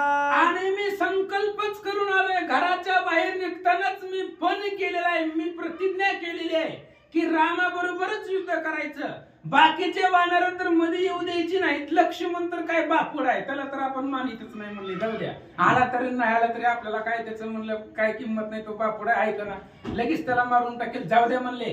पण मुख्य रामालाच मारायचं हा माझा प्रतिज्ञा आहे, असा संकल्पच मी घरनं करून आलोय. मकराक्ष बोलू लागला. त्रिशिरा मारिला खर दूषण, त्या द्वंद्वाचा संताप पूर्ण, तू जाग्या वया प्राण रणांगण वांचितो. आणि माझ्या तळपायाच्या आग मस्तकाला गेलेली आहे. आमच्या बापांना, आमच्या चुलत्यांना तुम्ही कसं काय मारलं म्हणले. जनस्थानामध्ये त्यांचं राज्य करीत होते ना, कुठं अयोध्या, कुठं जनस्थान, एवढ्या लांब येऊन मारलं, मला लय राग आलेला आहे. मग राम म्हणले, युद्धाला ये समोरासमोर, काय असेल ते सम्रांगणामध्ये बघू, असं मकराक्ष बोलू लागला. हो का माझे अदृष्ट पूर्त भाग्य भेटलासी तू येता, जे विक्षुदिता सिंहाते भेटती अवचिते लांडगे मृग. आणि मकराक्षाने सांगितलं, मला एकतर आधीच भयंकर राग आलाय. जेव्हा मला रावणाने सांगितलं की तुझ्या बापाला रामानं मारलाय, मला भयंकर राग आलाय. तेव्हापासून डोक्यात एकच आहे, रामाला मारायचं. त्याच्यामुळं मी हुडकीत होतो, सापडला नाही, आज समोर आलाय. जसं भुकेलेला सिंह असावा, म्हणजे ही सिंह गाढवाचा पोरगा सिंह, ते जसं भुकेलेला असावा, लांडगेन कोल्हे त्या सिंहाच्या समोर यावं. जसं सिंहाला आवेश येतो, स्फुरण येतं, तशा पद्धतीने तुला बघितल्याबरोबर मला एवढा भयंकर राग आलेला आहे, असं मकराक्ष बोलू लागला. शूद्र मृग सिंहासी ग्रास, तैसा मी तुझा करीन घास, कायचा संग्राम विलास श्रीराम पशु भेटला. अरे काय त्या रामचंद्र तुझी ताकद आहे म्हणले, काय त्या ठिकाणी तुमचं बळ आहे संग्रामामध्ये. एखाद्या मदमस्त झालेला हा सिंह असावा आणि त्याला एखाद्या त्या ठिकाणी पशु सापडावं, एखादा लांडगा सापडावा, तशा कोल्हा सापडावा, तशा पद्धतीने तुम्हाला मारील असं सांगू लागला. पुंडलिक श्री गणेशाय नमः, श्री रामचंद्राय नमः. शूद्र मृग सिंहासी ग्रास तैसा मी तुझा करीन घास काय सा संग्राम विलास श्रीराम पशु भेटला. ग्रंथकर्ते गणेश गणपतीला विद्या सरस्वतीला आणि बसलेल्या साधू संतांना नमस्कार करून सद्गुरूच्या कृपेवर कथेचं अनुसंधान सांगणार आहे. नाथमाऊली म्हणतात हा राक्षस आहे. विद्या कोणाचा आहे? रामाचा आणि राक्षसाचा. राक्षसाला जात गोत धर्म काही नसते, कळतंय का? आणि प्रत्येकाच्या ठिकाणी हा शूर्पणखा येते, शूर्पणखा असते. आणि राक्षस तवा होती, आज आज नाही असं नाही, आज मी राक्षस आहे. चांगल्या कार्याला इग्न आणायचं म्हणलं की राक्षस, आणि तुम्ही चांगलं कार्य करायला जावा नक्की राक्षस आडवे आल्याशिवाय राहतच नाही. आहे तो मकराक्ष आहे. आणि जी काय नुसती बोलणारे आहे ती मकराक्ष काय करतोय? नुसता बोलतोय. वानराला म्हणताय तुमचा दम नाही युद्ध करायला, तर वानराचा दम नाही. वानर आहे माग आपण ऐकलंय हनुमंत 400 कोस उड्डाण करून गेलाय. आणि या समुद्रावर न उड्डाण करायला तिघाची क्षमता आहे. फक्त एक वार एक असणारा हनुमंत आणि दुसरा गरुड. तिघाशिवाय दुसरा उड्डाण करत नाही. त्या हनुमंताला म्हणते तुमची काय, वानराला म्हणते तुमची परिस्थिती नाही युद्ध करायला, फक्त मी राम. आणि रामाला म्हणतो तू मानव आहे, मानवाना युद्ध करायला आणि मानवा संघ युद्ध करायचंय. काय धन्य मकराक्ष. आणि जो बोलतोय नुसता बोलतो, बोलणाऱ्यानं कधी करीत बी नाही आणि त्याच्या बापाच्या होत बी नाही. नुसतं बोलायचं, चांगल्या कामात भ्यांद्या पाडून विघ्न आणायचं, हे राक्षसाचं काम असतं. त्यावेळेला राक्षस आता हे म्हणतो माझा बाप कोण होता? खर. खर म्हणजे गाढव. गाढवाचं काय काम असतं हे तर आपल्याला सगळ्यालाच माहिती. आणि गाढवाचा मुलगा म्हणल्यावर काय त्याची लेवल असेल? त्याच लेवलचं ना. जसं मुनियगण्यामध्ये कुळी कन्यापुत्र होती ते सात्विक. जसं रक्त, जसं वंशे तसं, आणि जसं अन्न तसं बुद्धी आहे. जसा वंश तशी वागणूक आहे. हे गाढव म्हणल्यावर गाढवाची वागणूक तर सगळ्याला माहिती आहे कशी वागणूक असते. मग त्याचा मुलगा म्हणल्यावर तू कुठल्या लेवलचा असेल? रामाला बोलतोय, वानराला म्हणतोय येऊ नका, मी आणि तुम्ही रामासंग युद्ध करायचंय. आणि रामाच्या मनात एकच विचार की असल्या दुष्टाच्या मोहर कशाला जायचंय? प्रभू रामाता ह्याला वानरच बस, आपण कशाला जायचंय? पण ही म्हणते वानर तुम्ही नाही, तुम्ही नका म्हणा, तुमची नाही कॅपॅसिटी. मग रामासंग युद्ध करायचं का? जरी असेल अंगवन तरी मजसी करावे रण, त्याही युद्धाचे लक्षण सावधान अवधारी. अरे आता तो म्हणतोय कोण मकराक्ष? हे प्रभुरामा तुझ्यात अंगवन आहे का माझ्या संग युद्ध करायला? नामान दगड तरतात. 400 कोसाच्या समुद्रावर शितू बांधून लंकेला गेल्यात आणि त्याला म्हणतो तुझ्या संग अंगवन आहे का? अंगवन असल्याशिवाय गेलाय का तिथपर्यंत? आणि अंगवन असल्याशिवाय तरी तो मकराक्ष म्हणतो माझ्या संग युद्ध करायला तुझ्या अंगवन नाही. तू वानराच्या लपलाय, तू मला भेदवाय. हे वल्गना आहे. कुणाच्या वल्गना? कुणाच्या आहे त्या? राक्षसांच्या आहे त्या. राक्षसाला बुद्धी कुठली असते? त्याच लेवलची असते हो. राक्षस झाले, शूर्पणखा झाला. तर शूर्पणखेच वर्णन असते का? आणि मूळ रामायणच घडवलंय तिनं शूर्पणखेमुळंच. पहिल्यांदाच लक्ष्मण मारा गेला, पण लक्ष्मण सांगितलं थांब मारू नको, हिच्यामुळं रामायण घडणार आहे. पुढचं कार्य सगळं तिला काय म्हणलं येतं ह्याच्यामध्ये? नक्ती. नक्तीमुळे हे सगळं चालणार आहे, नक्तीमुळे हे सगळं घडणार आहे. रामाला बी माहिती होतं, पण नक्ती खरंच घडलं बरं का. ह्या नक्कीनं किती जण संपित आले आतापर्यंत, पण नक्की नाही संपली. नक्कीनं सारी संपवली, पण नक्की जशी ना तशी. तू श्रीराम प्रतापे प्रबळ, मी मकराक्ष संग्रामशील. माझा तुझा रणकल्लोळ, लोक सकळ देखत. आणि बोलतोय आवेशानं फक्त या वानरानं कुणी यायचं नाही, तुझा ना माझा, दोघांचाच युद्ध आहे. सारे लोक बघतील मला दोघांचा युद्ध. इतका मी शौर्यवान आहे, इतका ताकदवान आहे. कोण म्हणतोय? मकराक्षी. मी इतका ताकदवान आहे, दोघांचा युद्ध जगाला बघू दे. अरे रामाचा एक जर बाण सुटला तरी कुठं जाईल याचा पता लागायचा नाही. बाणाच्या पिसाऱ्यानं कुठे गेला? समुद्राच्या कडेवर जाऊन पडला आणि पुन्हा मागे हरिण होऊन आला मारे. आणि नुसत्या पिसाऱ्यानं वारा लागला तर. आणि हे म्हणतो तुझं माझं युद्ध दोघं जण बघू दे, मी अनावर आहे. मी काय स्वतःचा पुरुषार्थ गाजवणाराची किंमत किती असते जगाला बी माहिती. स्वतःचा पुरुषार्थ गाजवला की कधी फेल जाईल. आणि त्यात हे रामायण आहे. रामायण फक्त आचरण्यासाठी. रामायण आपण वागण्यासाठी रामायण आहे. रामायण ऐकतोय, रामायण लावायचं आहे. मी तर धन्य म्हणतो या माहित्यालाच. अहो काय बी असू द्या, रामायण चालवतात आणि चालवायचं म्हणजे काय जोक आहे काय? आमच्यासारख्या ठिकाणी जावा, मी एक त्याने एक तिसऱ्या दिवस ज्याला काही कळतच नाही सगळ्याच्या पुढे, कुठल्याही चांगल्या ठिकाणी ज्याला काही अक्कल नाही, ज्याला वागायची लेवल नाही, ज्याला काही कळत नाही, ज्याला देणं घेणं ती नाही, ती सगळ्याच्या पुढे. म्हणजे चांगलं काम कडला जाऊ द्यायचं नाही हा हेतू. ह्याला म्हणायचं राक्षस. आणि असली ही मका राक्षस. तो राक्षस रामापुढे आला तर रामापुढे टिकायचा. तरी बोलतोय किती बघा आवेशानं. काय काय बोलतोय? नुसत्या बोलण्यातच आहे. अद्याप मी तर म्हणतो मी आल्यापासून मी बोलतोय, मग शेवट बोलण्यावरच घालतो का मरतो? शस्त्री धनुष्यबाणी शूल मुदल गदा पाणी अथवा मल विद्या विंदानी बाहू प्रकरणी भिडू म्हणतोय दोघं जण मला युद्ध करू, धनुष्यबाण लावू, मला गदा युद्ध करू.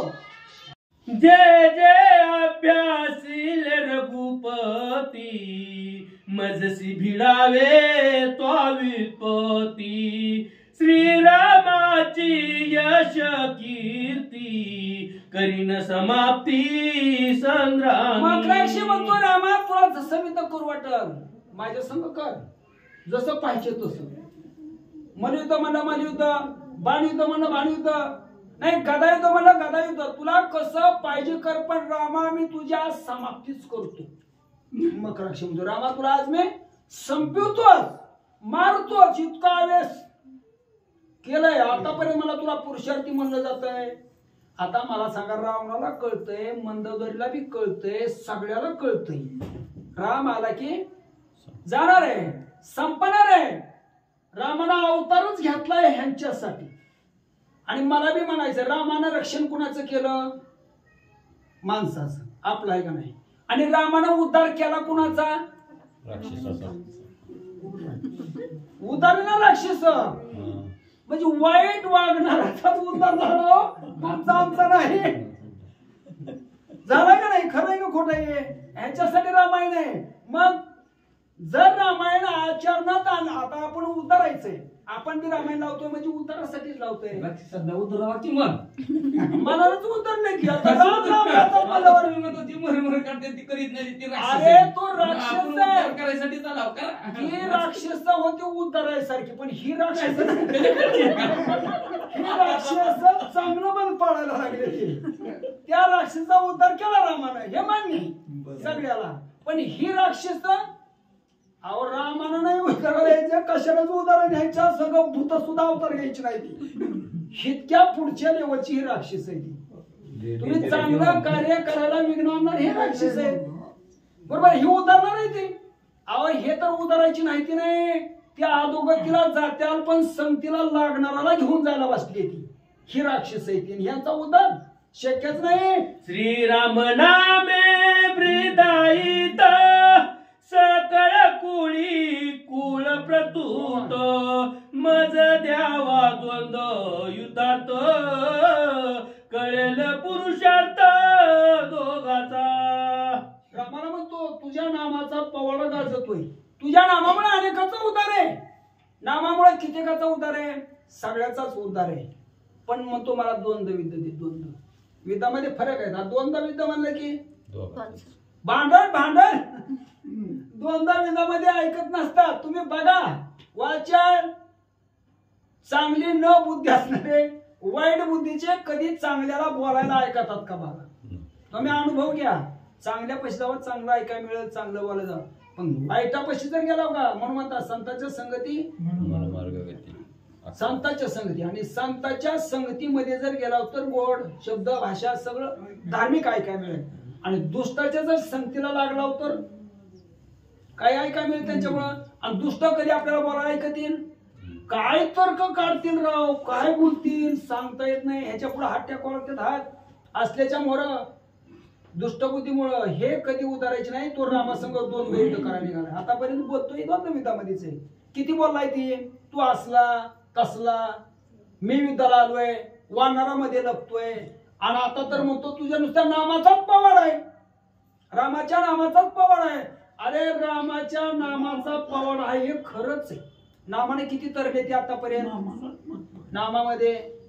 वायलाचा वाल्मिक तर नामामध्ये झाला, अनेकाचा उद्धार नामामध्ये झाला, तुळशीदासाचा नामामध्ये, रामदास स्वामी नामामध्ये, आणि आतापर्यंत झालेले संत हे नामामध्ये. पण नामामध्ये अध्यात्म नाही घेत बरं का उशी बी झालाय तुम्हाला. नाहीतर आता ही नामाची अध्यात्म घेतलं की लांब हा. तुझिया पुरुषार्थाची झडती घेऊ आलो मी निश्चिती, वानरा माझी लपसी किती निंदे युताती श्रीरामा. अरे रामा तू लपतोच का, तुझा काय पुरुषार्थ आहे. आज मला झाडा घ्यायचा आहे. मला तुझ्यामध्ये किती ताकद आहे, किती शौर्यवान आहे तू, किती युद्धामध्ये पारंगत आहे. मला आज बघायचं आहे. कशाला वानरामध्ये लपतो मला. एकी समोर समोर आला म्हणजे कळल, आणि समोर आला म्हणजे ह्याला बी कळल. राम समोर आल्यावर दिसल्यावर ह्याला नुसता बघितला तरी उतरल. पण मग तो तुझा पुरुषार्थ बघतो, तुझ्या ताकद किती आहे बघतो, तुझ्या शौर्य किती आहे बघतो. वानरामध्ये कशाला लपतो म्हणला. समोर ये समोर. ऐकोनी माका राक्षाचे वचन श्रीराम बोले हास्य वदन, ज्याचे ठाई बहुत जल्पन अंगवन त्या नाही. रामाला हसवानं ह्याच्या भाषा बोलून रामाला असल्याचा लय अनुभव आहे बरं का. काय खायला लय अनुभव असतोय का ना अनुभव. माणूस बघितल्याबरोबर माणूस ओळखितो. एक माणसाला बघितल्यावर ओळखितो की ह्याची लेवल काय. हे बोलतोय नुसता जल्पतोय पण करणं काहीच नाही. मग आता हे रामानं बघितल्यावर हसायला लागले. प्रभुराम म्हणतात एकच उत्तर दिलं, अरे जो बोलतो हे करू शकत नाही ना, बोलतो तो वागूच शकत नाही. आता आमच्या गावात चालू झालं रामायण लावायच्या आधी मी एक कान तू एक कान नुसतं बोलणार, मी असलं करीन, आणि आता एक बी ना बोलणारी गेली. जसा हे जलपत होय नुसता बोलतोय. प्रभुरामाने तू नुसता बोलतो, करून दाखव ना. करून दाखवली तर किंमत आहे. नुसत्या बोलण्याला कोण खातो. नुसत्या बोलण्याला विचार आहे.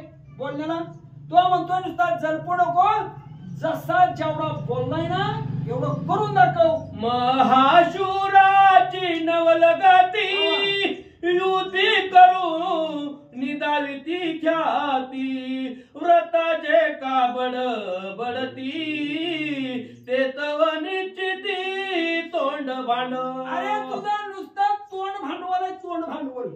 तू महावीर असणारा वीर नाहीस. महावीर ज्याला म्हणावा ते करून दाखवतात. करून दाखवलं पाहिजे. आम्ही सुद्धा असू द्या, तुम्ही आम्ही सगळी चालू द्या. व्यासपीठ परमार्थ म्हणलं की करून पाहिजे. नुसतं बोलण्यात उपयोग आहे का. आपण पाटावर बसून लोकांना सांगतोय, वाचितोय, आपण ऐकतोय, पण आम्ही जर त्या लेवलने नाही वागलो तर आम्ही लोकांना सांगायसाठी का. आम्हाला वागायला पाहिजे ना. राम म्हणतात महावीराची हे परिस्थिती नसते. महावीर स्वतः करून दाखवतात. तुकाराम महाराज म्हणतात तुका म्हणे अंगी व्हावे ते आपण तरीच महिमान कोळील.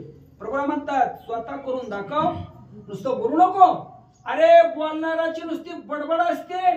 बोलणारा कधी काही करून दाखवतो, जेव्हा खरंच करून दाखव. चल दाखवची त्याच वेळेला तुला आम्ही मानतो. सैर बडबड करीती भांड त्याचे बोल भंड उभंड तसेची जाण तुझे तोंड आधी वितंड जल्पसी. अरे मला सायला काय फालतू बोलायची जास्त वाजते कामापेक्षा फालतू मन हरवायचं माणसाला. अरे काही निस्तीत सायला मला अंगात तर ताकद नाही, शेवटी नाही, करण्या एवढी परिस्थिती नाही आणि करीत बी नाही, पण बोलायला सगळ्याला ऐकत बी नाही. करणार तर काहीच नाही पण बोलायला कुणाला ऐकत बी नाही. नुसत्या तोंडाचं भांडवल आहे मला, नुसतं तोंड बडबड करतोय पण करणं करायचं तेवढं सोपं नाही. बोलता करणी करता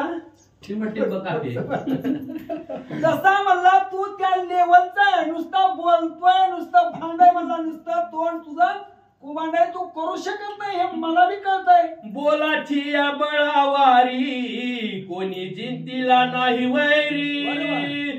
तू तव निर्लज्ज संसारी भांडाच्या परी जल्पसी. नुसत्या शब्दानं कुणाला जिंकले का आतापर्यंत? वैरी समोर आलाय, बोलानं जिंकलाय. बोलाचीच कडी आणि बोलाचाच भाग किती बी ज्यावा शब्दाचा. तसं मला नुसतं तुझं तोंड नुसतं भांडकुदळ आहे, फक्त भांडकुदळ आहे मला. बोलण्यानं नुसत्या बोलण्यानं वैरी जिंकलं नाही, बोलण्यानं तू आतापर्यंत काही केलं नाही आणि नुसत्या बोलण्यानं आपण काय करीत नाही, करू शकत बी नाही. नुसतं बोलायला काय उचललीला जीभ लावली नुसते बोलायला उगाच यायचं माहिती म्हणायचं हे लावा आम्ही सगळंच करतो आणि पुन्हा लावायचं नाही, इकडे यायचंच नाही. नुसतं बोलाय काय बोलायला नाही असं तो मार उडी मी आहे, मारली उडी की पुन्हा ह्यालाच पवायला येत नाही, त्याला गवा काढावा. तसं हा प्रभू म्हणतात नुसता तू बोल काय देवन तरी करून दावीरण बडबड्याचे फळ कोण सीतारमण बोलीला. म्हणतात तुझ्यामध्ये शेवटी आहे ना, ताकद आहे ना, अंगवण आहे, करून दाखव म्हणजे करून. नुसतं बोलण्यात काय अर्थ आहे? नुसतं बोलणाऱ्याचं फळ काय म्हणा, बोलून बोलून रिकामा झाला, बोलून बोलून गेला, त्याचं फळ काय मिळालं? व एखादा माणसाला किती बी बडबड बडबड बडबड करून रिकामाच गेला, काय फळ काय मिळालं? एखादा शिव्या देत बसला, देऊन देऊन रिकामा काय मिळालं? काहीच नाही. तसं तू नुसता बोलतोय म्हणला, करून दाखव. नुसतं बोलण्याला किंमत नाही, किंमत हा करण्याला आहे. नाही बाळ नाही पुरुषार्थ तोंड बांड जल्पसी येतो असे बोलता रघुनाथ पोळला जीवात मकराक्ष. इतक्या उशीर बडबड किती केली ह्यानं? मगापासून मिळाल्यापासून तर नुसतं बोलायचंच. प्रभू म्हणतात अरे नाही बळ नाही शक्ती नाही ताकद तुझ्यामध्ये, नुसतं तोंडाचं भांडवल केलं म्हणलं तू तोंडाचं. फक्त आता करून दाखव, करून दाखव. राम बोलल्याबरोबर दचकाला.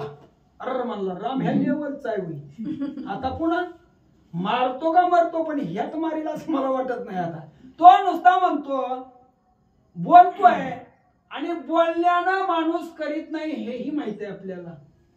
हिथं जरी झालं किती बी माणूस शिल्या कादा नाही ती बोलल काय बी करील पण करीत काहीच नाही. काय काय मोकार बी असतात, हे राक्षस मोकार बी असतात.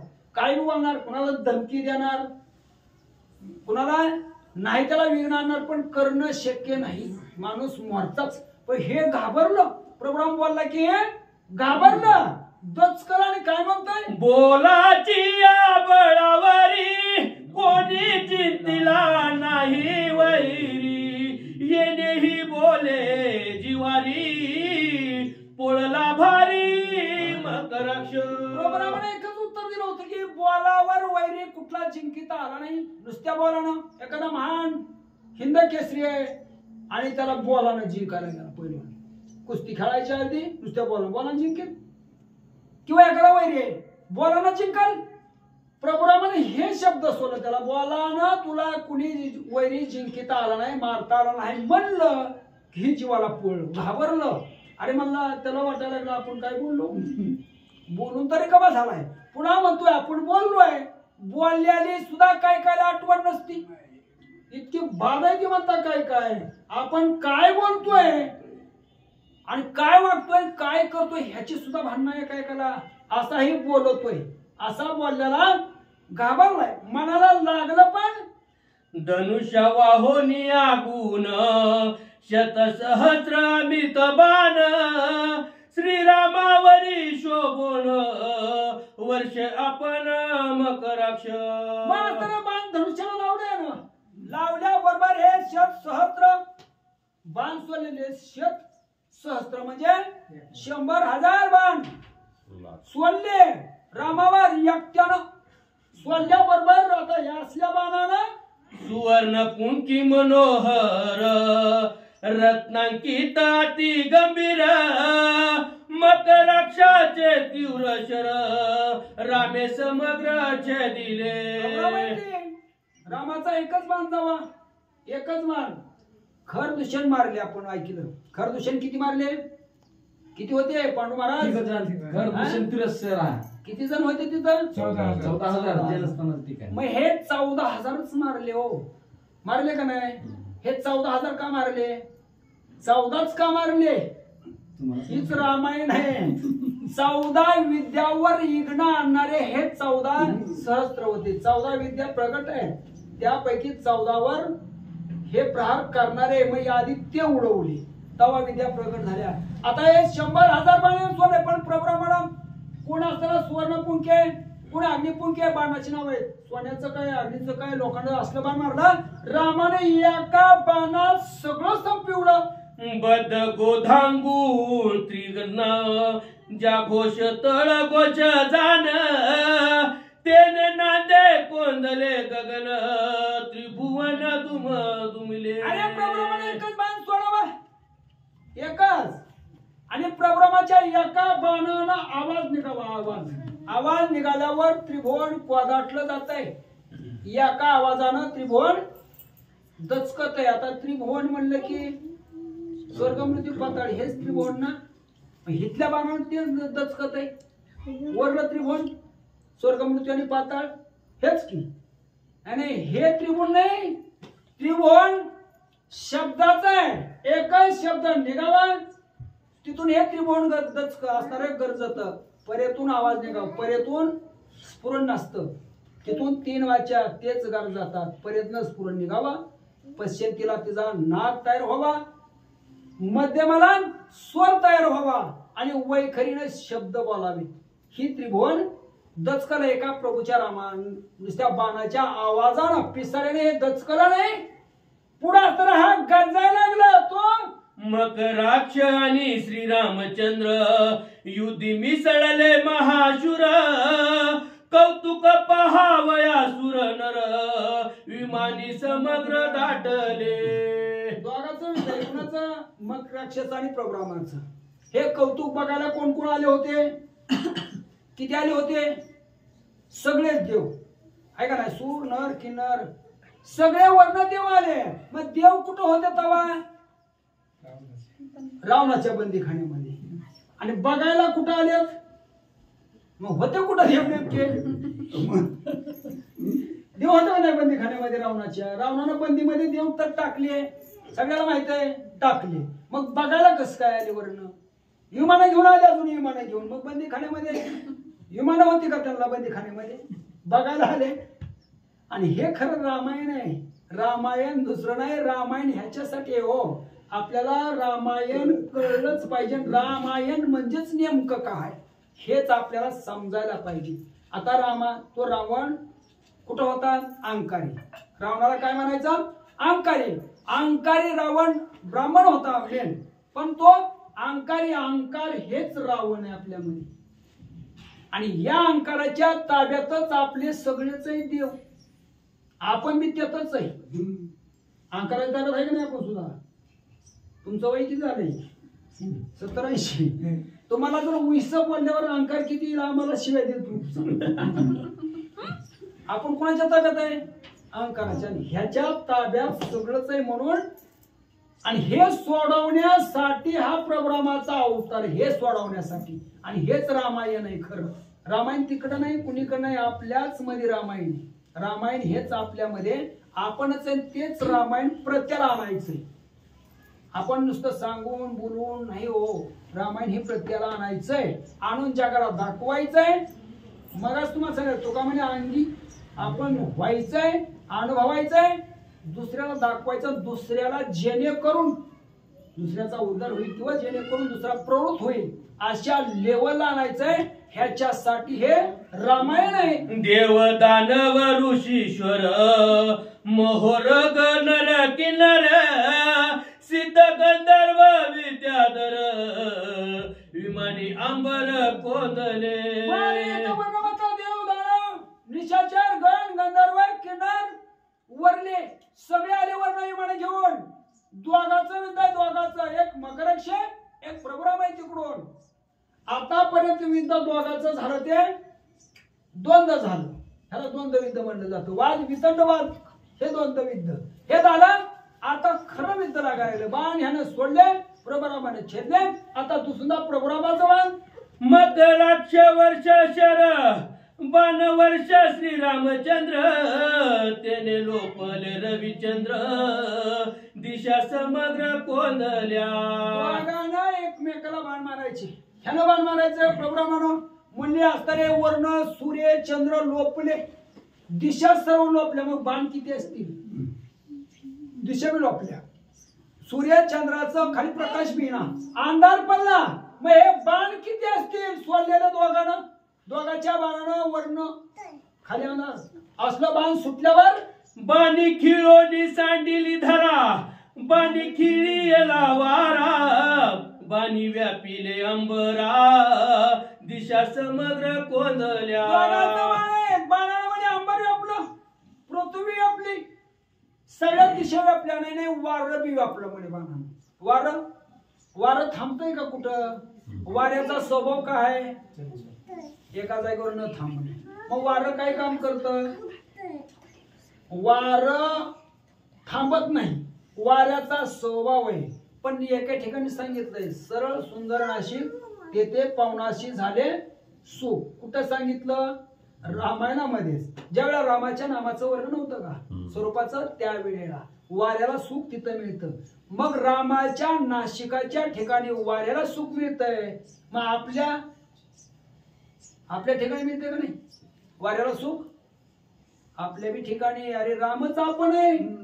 राम तो नाही, राम आपणच आहे. राम दुसरीकडे नाही, हितच आहे. सीता हितच, राम हितच, रामायण हितच, सांगणारी ऐकणारी सगळे हितच आहे. वाऱ्याला सुख तिथंच का मिळतं? तर तिथं म्हणतात स्फुरक कुंभक आणि रेचक. मग हे वारं किती वेळ थांबलं? सुख कुठं मिळालं? वाऱ्याला हे असणारे कुंभक ज्या वेळेला होत आहे तिथं 3.5 सेकंद वारा थांबला जातो. वारा असं थांबत नाही, पण तिथं कुंभक झाला की 3.5 सेकंद थांबतोच, थांबावाच लागतं. आणि 3.5 सेकंदामध्ये तुम्हाला सांगतो थोडं तरी, 3.5 सेकंदामध्ये 72,000 नाड्याला चेतवता येते. केस वाढतात का नाही? आपली केस वाढतात, नख वाढतात का नाही? मग ह्याला अन्न पाणी कुठलं? केसाला नकाला पुरवताय. 72,000 नाड्यामध्ये 3.5 सेकंदात वारं फिरतंय. 72,000 नाड्यामध्ये. आणि तेवढ्या नाड्या चेतवतंय म्हणून म्हणतोय सरळ सुंदर नाशिक तिथे पावनाशी झाली सो तिथं. आणि त्यावेळी तवर आपलं शरीर त्याच्यामुळे चालतंय. असा हा प्रभुराम आहे. आणि तो म्हणतोय वाऱ्याला बाण लागलं. वारं सुद्धा बाणानं खेळ गेला म्हणजे वारं जागेवर थांबिवलं. निशाचर विंदी जय जय शर ते तोडी रामचंद्र श्रीरामाचे शर दुर्धर निशाचर स्वयचदी. आता दोघांचं बाण एकमेकाला आहे. इकडून असताना तो मकराक्ष सोडतोय, राम ओढतोय, तोडतोय. रामानं सोडावं हे बी तोडतोय. रामाचा बी म्हणजे रामासंग बी युद्ध करायला जाणारी बी सोपी नाही किंवा कमी नाही. आधी तर त्याला राक्षसच म्हटलं जात आहे, निशाचरच म्हणलं जात आहे. मग राक्षस निशाचर म्हणलं की निशाचर म्हणजे रात्रीच्याला फिरणारे, ह्याला निशाचर. रात्रीच्याला काय व्यवहार दिवसा नसतो, रात्रीच्याला ही निशाचर. आणि काय दिवसा कुभांड करतात ते राक्षस. कुणालाच मानित नाहीत हे राक्षस. आणि रात्रीच्याला खेळ सगळा करतात ते हे राक्षस म्हणजे आता रे दोघं एकमेकाला दोघं सारखी बाण मारायला हा छेदिता बाणी बाण कोपा चढला रघुनंदन आणि वार शर दारुण विंदी आपण साठोपे. राग आला पुन्हा राम म्हणतात हा बाण सोडतोय मारतोय पण प्रभुरामाने मी मजा बघितली एक बाण सोडावा एका बाणाने मारला असतं का नाही पण रामानं त्याला तरी म्हणजे कशात त्या तरी कमी आला नाही एवढा बोलतोय ना आवेशाने बोलतोय नाही जरा खेळू द्या म्हणजे खेळू द्या जरा खेळलं म्हणजे आंगरी काम होत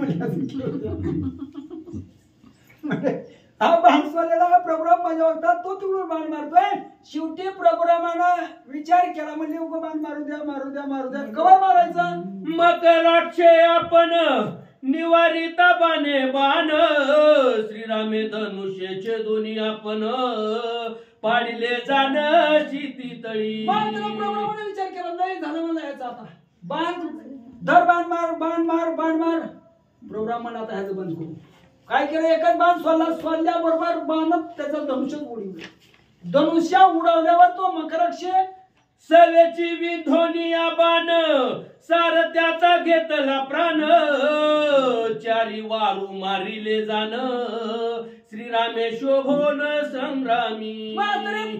शेवट हा प्रभुरामानं विचार केला पहिल्यांदा मारला कोण सारथी पुन्हा कोणाला उडवलं घोडे रथाला किती घोडे असतात 4च आणि पुढं कोण असतो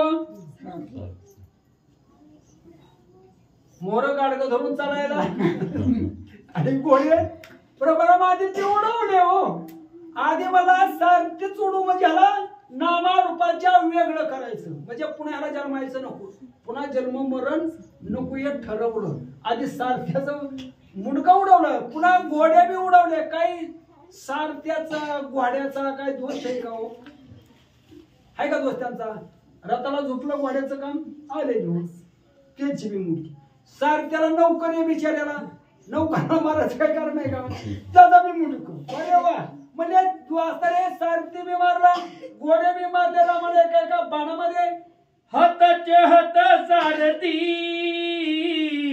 मकराक्ष झाला विरती सक्रोध शूळ घेऊन हाती श्रीरामा प्रति धाविनला. बंगीला घोडे गेले सारथी गेला हातामध्ये सूळ घेतला सूळ धनुष्य बी छंद ना सूळ घेतला हातामध्ये मकराक्षने रामावर निघाला पळत इतका रागाला लाल झालाय पळत पळत पळत मकराक्षाचे निर्वाण बल शूळ हस्ती वरद शूळ धगधगित अति प्रबळ अग्नि कल्लोळ तेजस्वी. आता याच्या हातातला शूळ आहे धगधगीत अग्नीसारखा तेजस्वी मकराक्षाची आणि ती बी वरच सूळ मला वाटतं सगळ्या राक्षसाला वरच होते कुठला बी बाण वरद बाण कुठला असणारा शूळ वरद शूळ गादा घेतली वरद गादा शक्ती घेतली वरद शक्ती म्हणजे ह्यांना कुठल्या देवाचा होता कुणाला माहिती सगळ्या देवाचा वर आणि ह्याचा वराचा बाण त्यानं सूळ घेतला आता वरद शूळ म्हणतोय कुणाचा होता जेविका भूतासी घातक दंड हस्ते धावे आतंक देवी शूळ हस्ते मकराक्ष रामा समुख धाविनला. हे मकराक्षी आणि तो शूळ म्हणजे भूताला घातक होता भूताला आणि भूताचाच राक्षस म्हणले की भूताचीच वंशावळ आहे हो हे भूताच आहे ती सूळ घातलाय हे घातक आहे आणि तो घेऊन रामावर आलाय पळत वर शूळ आता रामाला मारायचा आहे प्रभुराम म्हणतात जवळ येऊ द्यायला जवळ जवळ आल्याशिवाय येऊन तर द्यावा लागल रामानं तेवढं बी करून देत होतो प्रत्येकाला नाही लांबनं तरी कशाला मारायची ती जवळ द्यायची ह्यांचं बी जरा गाजलं पाहिजे ना वरीच ही होता ती होता नाहीतरी एक बाण सोडल्यावर तवाच मारला असता पण नाही म्हणले ह्याला येऊ द्या पुढं आता हा ज्वाळा निगती नेत्रद्वारा दात खातचे कर करा शूळ परजोनी गर गरा श्रीरामचंद्र हनितला दात खायचा दोन्ही डोळ्यातनं ज्वाळा निघायच्या म्हणे. सोळ फिरवायला ना गरगर गरगर फिरवायचं का लाल झालाय वेगानं लाल येऊन फिरवून सोळ प्रभुरामाला हाणला. सोडल्या बरोबर शूळ येताची कडाडी सर्व भूता पडे झापडी स्वर्गी सुरवरे झाली वेळी रामे निर्वडी विंदीला. सोळ आलाय. आल्या बरोबर म्हणे भूताला झापडी पडली. भूताला तिथं सारी भूतच होती लंकेमध्ये आणि भूताचंच राज्य आहे का नाही. राज्य कोणाच होतं भूताचं आणि भूताच्या राज्यामध्ये प्रभू राम गेलेत. आता राम कुठे गेले भूताच्या राज्यामध्ये. तिथं भूत तिथं देवाचं नाव चालतच नाही. जिथं भूत आहेत तिथं तुमचं आमचं काही चालतच नाही. भूताच्या ठिकाणी जावा तुम्ही. भूताच्या ठिकाणी तुम्हाला किंमतच नाही. भूता ठिकाणी देशाला म्हणते बघ आज काय चाललंय जगात हे भूताचं राज्य. आता साऱ्या भूताला झापडी पण भूताचं सुद्धा डोळं झाकलं म्हणा.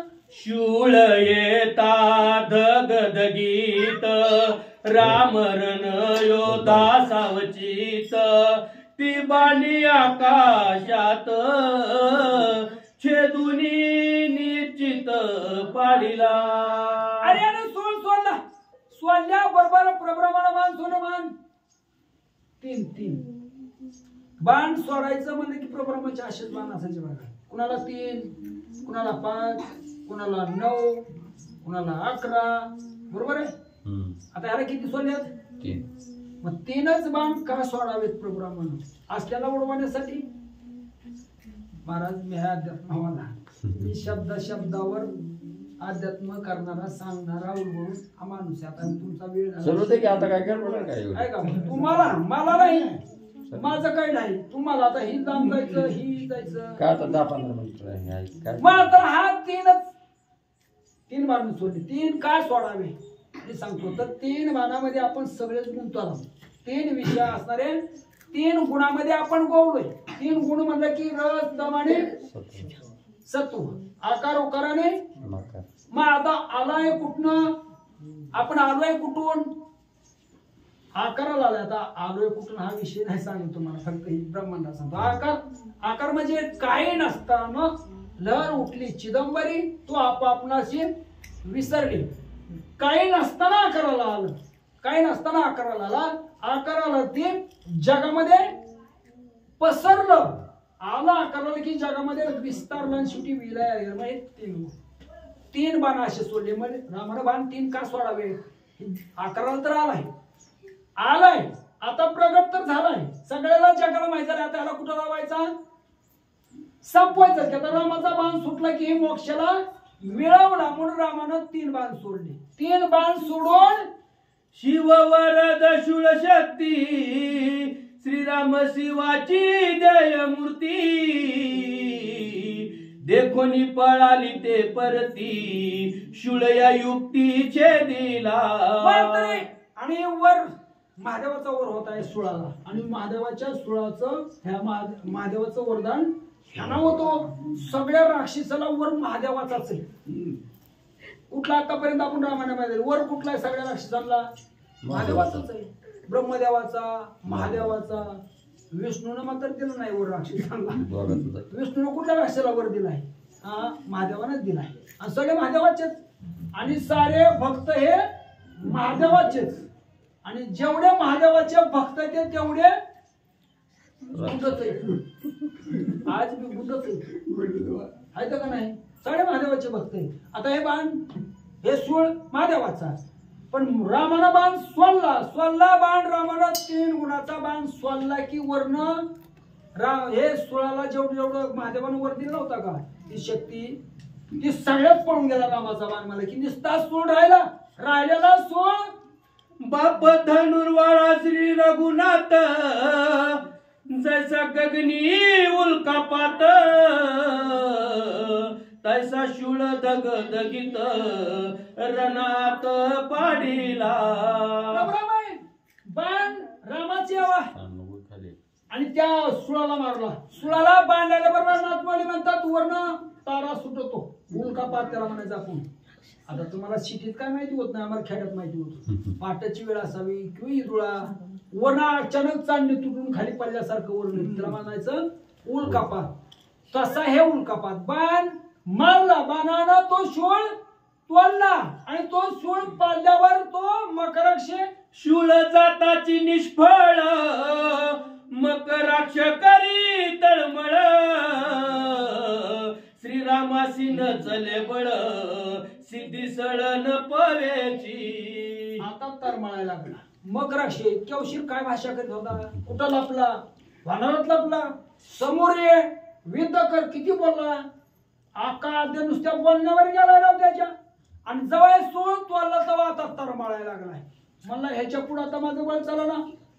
समोर बघितलं ना, बळ चालना, तरमळतोय. आता करावंच काय? काय करावं आता? म्हणे श्रीराम राहे राहे माझा मुष्टी घाय साहे साहे म्हणून उभवून भाये आला लवला हे राक्षस. मग राक्षस म्हणतो राम आता पळू नको. सोळ पडला, धनुष्य गेलं, सगळं बी गेलं. रामाला म्हणतो राहा, उभा राहा, उभा राहा. आता मला माझ्या संग युद्ध कर, मलयुद्ध बघ, मला माझी मुख्य कशी लागते. मलयुद्ध आता भिवू नको. आता ताकद कसली? कुस्ती करायची. आता मला रामा तुझ्या संग कुस्ती बघू. मग राक्ष येता दारुण श्रीरामे सजी लागणी बाण रणी विंधाताची जाण पडे निष्प्राण शितितळी. प्रोग्राम म्हणजे आता हे सगळं युद्ध का त्या लेवलचं आहे का युद्ध करायच्या? एक तर राक्षस आणि वृत्ती काय काय माणूस असून वृत्ती आणि हे बी तसेच होते. वृत्ती जातीनं राक्षस होते का वृत्तीनं होते हेच मला बी कळलं. हे जातीनं बी वृत्तीनं बी होते राक्षस. प्रबळाने बाण मारला. बाण मारल्या बरोबर मुडकं उडवलं. एका बाणानं तो मक राक्षस संपवला. बोंब सुटली राक्षस दळी वानरी पिटली टाळी माक राक्ष महाबळी रामे तत्काळी मारिला. आता बोंब कुणीकड? लंकेत. साऱ्या राक्षसामध्ये वानरानं टाळे वाजवायला चालू केलं. वानराला आनंद झाला. पण लंकेमध्ये मात्र बोंब. आणि आतापर्यंत आपण ऐकले लंकेमध्ये एक बार तर हनुमंत धरला साखर वाटली. माग साखर वाटली तर मागणं बोंबले जायची. तसा आता इकडं आलाय बोलतोय. आणि रावणाचं एक होतं बरं का, आपण रोज ऐकतोय. रावणाचं एक होतं. एक रावणाला माहिती होतं की रामापाशी गेलेला माघारी राम तो रावण त्याला जाताना काय करायचा? आयर करायचा. आयर कापड फिपड वस्त्र अलंकार मायस पुन्हा माघारी नको. श्रीरामे निमिषादात मग राक्षसा केला गातो राक्षस सेना भयभीत लंकेयात पळाली. आता कशा करते ती? मेला. मग राक्ष मारला म्हणून तर काय काय नुसते बघायला आलेले असतात. काय काय कसं चाललंय, काय चाललंय. जर तसं वातावरण तसं दिसलं की मागच्या माग. आणि जर ती वातावरण जिंकलं की हे सगळ्याच्या पुढेही जिंकलं की हे मोर. आणि ती जर हारलं मारलं की मागच्या माग पुन्हा नाही तिथं. तशी अवस्था सारी राक्षसा मागच्या मागाला पळायला. दुर्धर मारिला निशाचर विजय झाला श्री रघुवीर वानर करीती जय जयकार श्रीरामचंद्र निज विजयी. हा प्रोग्राम विजयी झाला. सारे वानर जय जयकार. पण रावणाच्या लंकेमध्ये कसला जय जयकार असत? तिकडं बोल झाला. आता त्याच्या घरची वाट लावताना विद्याला निघालाय म्हणलं. आधीच विचार करायचा. आज निघाला म्हणले की महागारी पुन्हा नाही. जातानाच सगळं काय असेल पुन्हा महागारी नाही. मग जाताना रावणाला बी कळायचं महागारी पुन्हा येत. त्याच्यापेक्षा आधी छान बंदोबस्त जाऊ द्या. एका जनार्दना शरण झाले मग राक्षसाचे निर्दळन पुढील गोड निरूपण रामायण अतिरम्य. आता कालच्या अध्यामध्ये गोड कथा सुंदर आपण ऐकली. आतापर्यंत ही कथा गोडच आहे, सुंदरच आहे. हे रामायण आहे, आपल्या बी भाग्यामध्ये आहे. रामायण ऐकायचं म्हणजे कुणाला नाही. तुकारामाला म्हणतात, तुका म्हणे होता ठेवा तो या भावा सापडला. मागच्या जन्मीची आपली काहीतरी पुण्य आहे म्हणून आपण हितवर येतोय. नाहीतर किती येते जगात, किती असतील. अहो गावात माणसं माहिती काय का गावामध्ये, पण तुमच्याकडे यायला इकडे देवाकड. आणि जर तुम्ही करायला गेला का त्यातनं कसं तुमच्यावर वेगळं आणायचं हे ठरवते ती. बैठका घेऊ ह्याचं चाललंय, अरे चला चाललंय, काय वेगळं आणायचं हे ठरवते ती. असलं चाललंय. मग हे आपला मागच्या जन्मीची हाय काहीतरी, म्हणून आपल्याला हितवर यायला परवानगी हितवर येतोय. ह्याही जन्मामध्ये कमीत कमी या जन्मामध्ये आपण ऐकतोय का नाही, हितवर आलोय का नाही, मग आपल्याला वाईट बुद्धी सुचल का? आता कथा ऐकतोय, गोड आहे. कमीत कमी ज्या वेळा प्रसंग जरी तसा आला तरी लक्षात तरी येईल की आपण रामायण ऐकलंय, तिथं हा कथा काय ऐकली, मग त्याचं फळ हे कशाला. एवढे तरी राग तो अनावर जरी आला तरी थांबल. आणि हनुमंत हा विवेक आहे, विवेक. हनुमंत हेच विवेक आहे. कुठं जरी गेला, कुठं भांडण जरी झालं तरी रागाला जागा देऊ नका. किती जरी राग आला तरी एक 10 मिनिटं फक्त गप बसा, म्हणजे विचार करून. 10 मिनिटात राग गेला की सगळं चांगलं होतंय. आणि 10 मिनिटात माणूस काय करून सांगता येत नाही. राग आला की काय करून जाईल त्याचं नव्हतं. नुसत्या रागामध्ये फक्त प्रत्येकाला विनवणी, सगळ्याला हात जोडून विनंती करतो की भांडण असू द्या, काही असू द्या, फक्त राग थोडा आवरा. राग आवरला की सगळं ठीक होऊन चालणार आहे. म्हणून म्हणतो हे कथा सुंदर आहे, गोड आहे.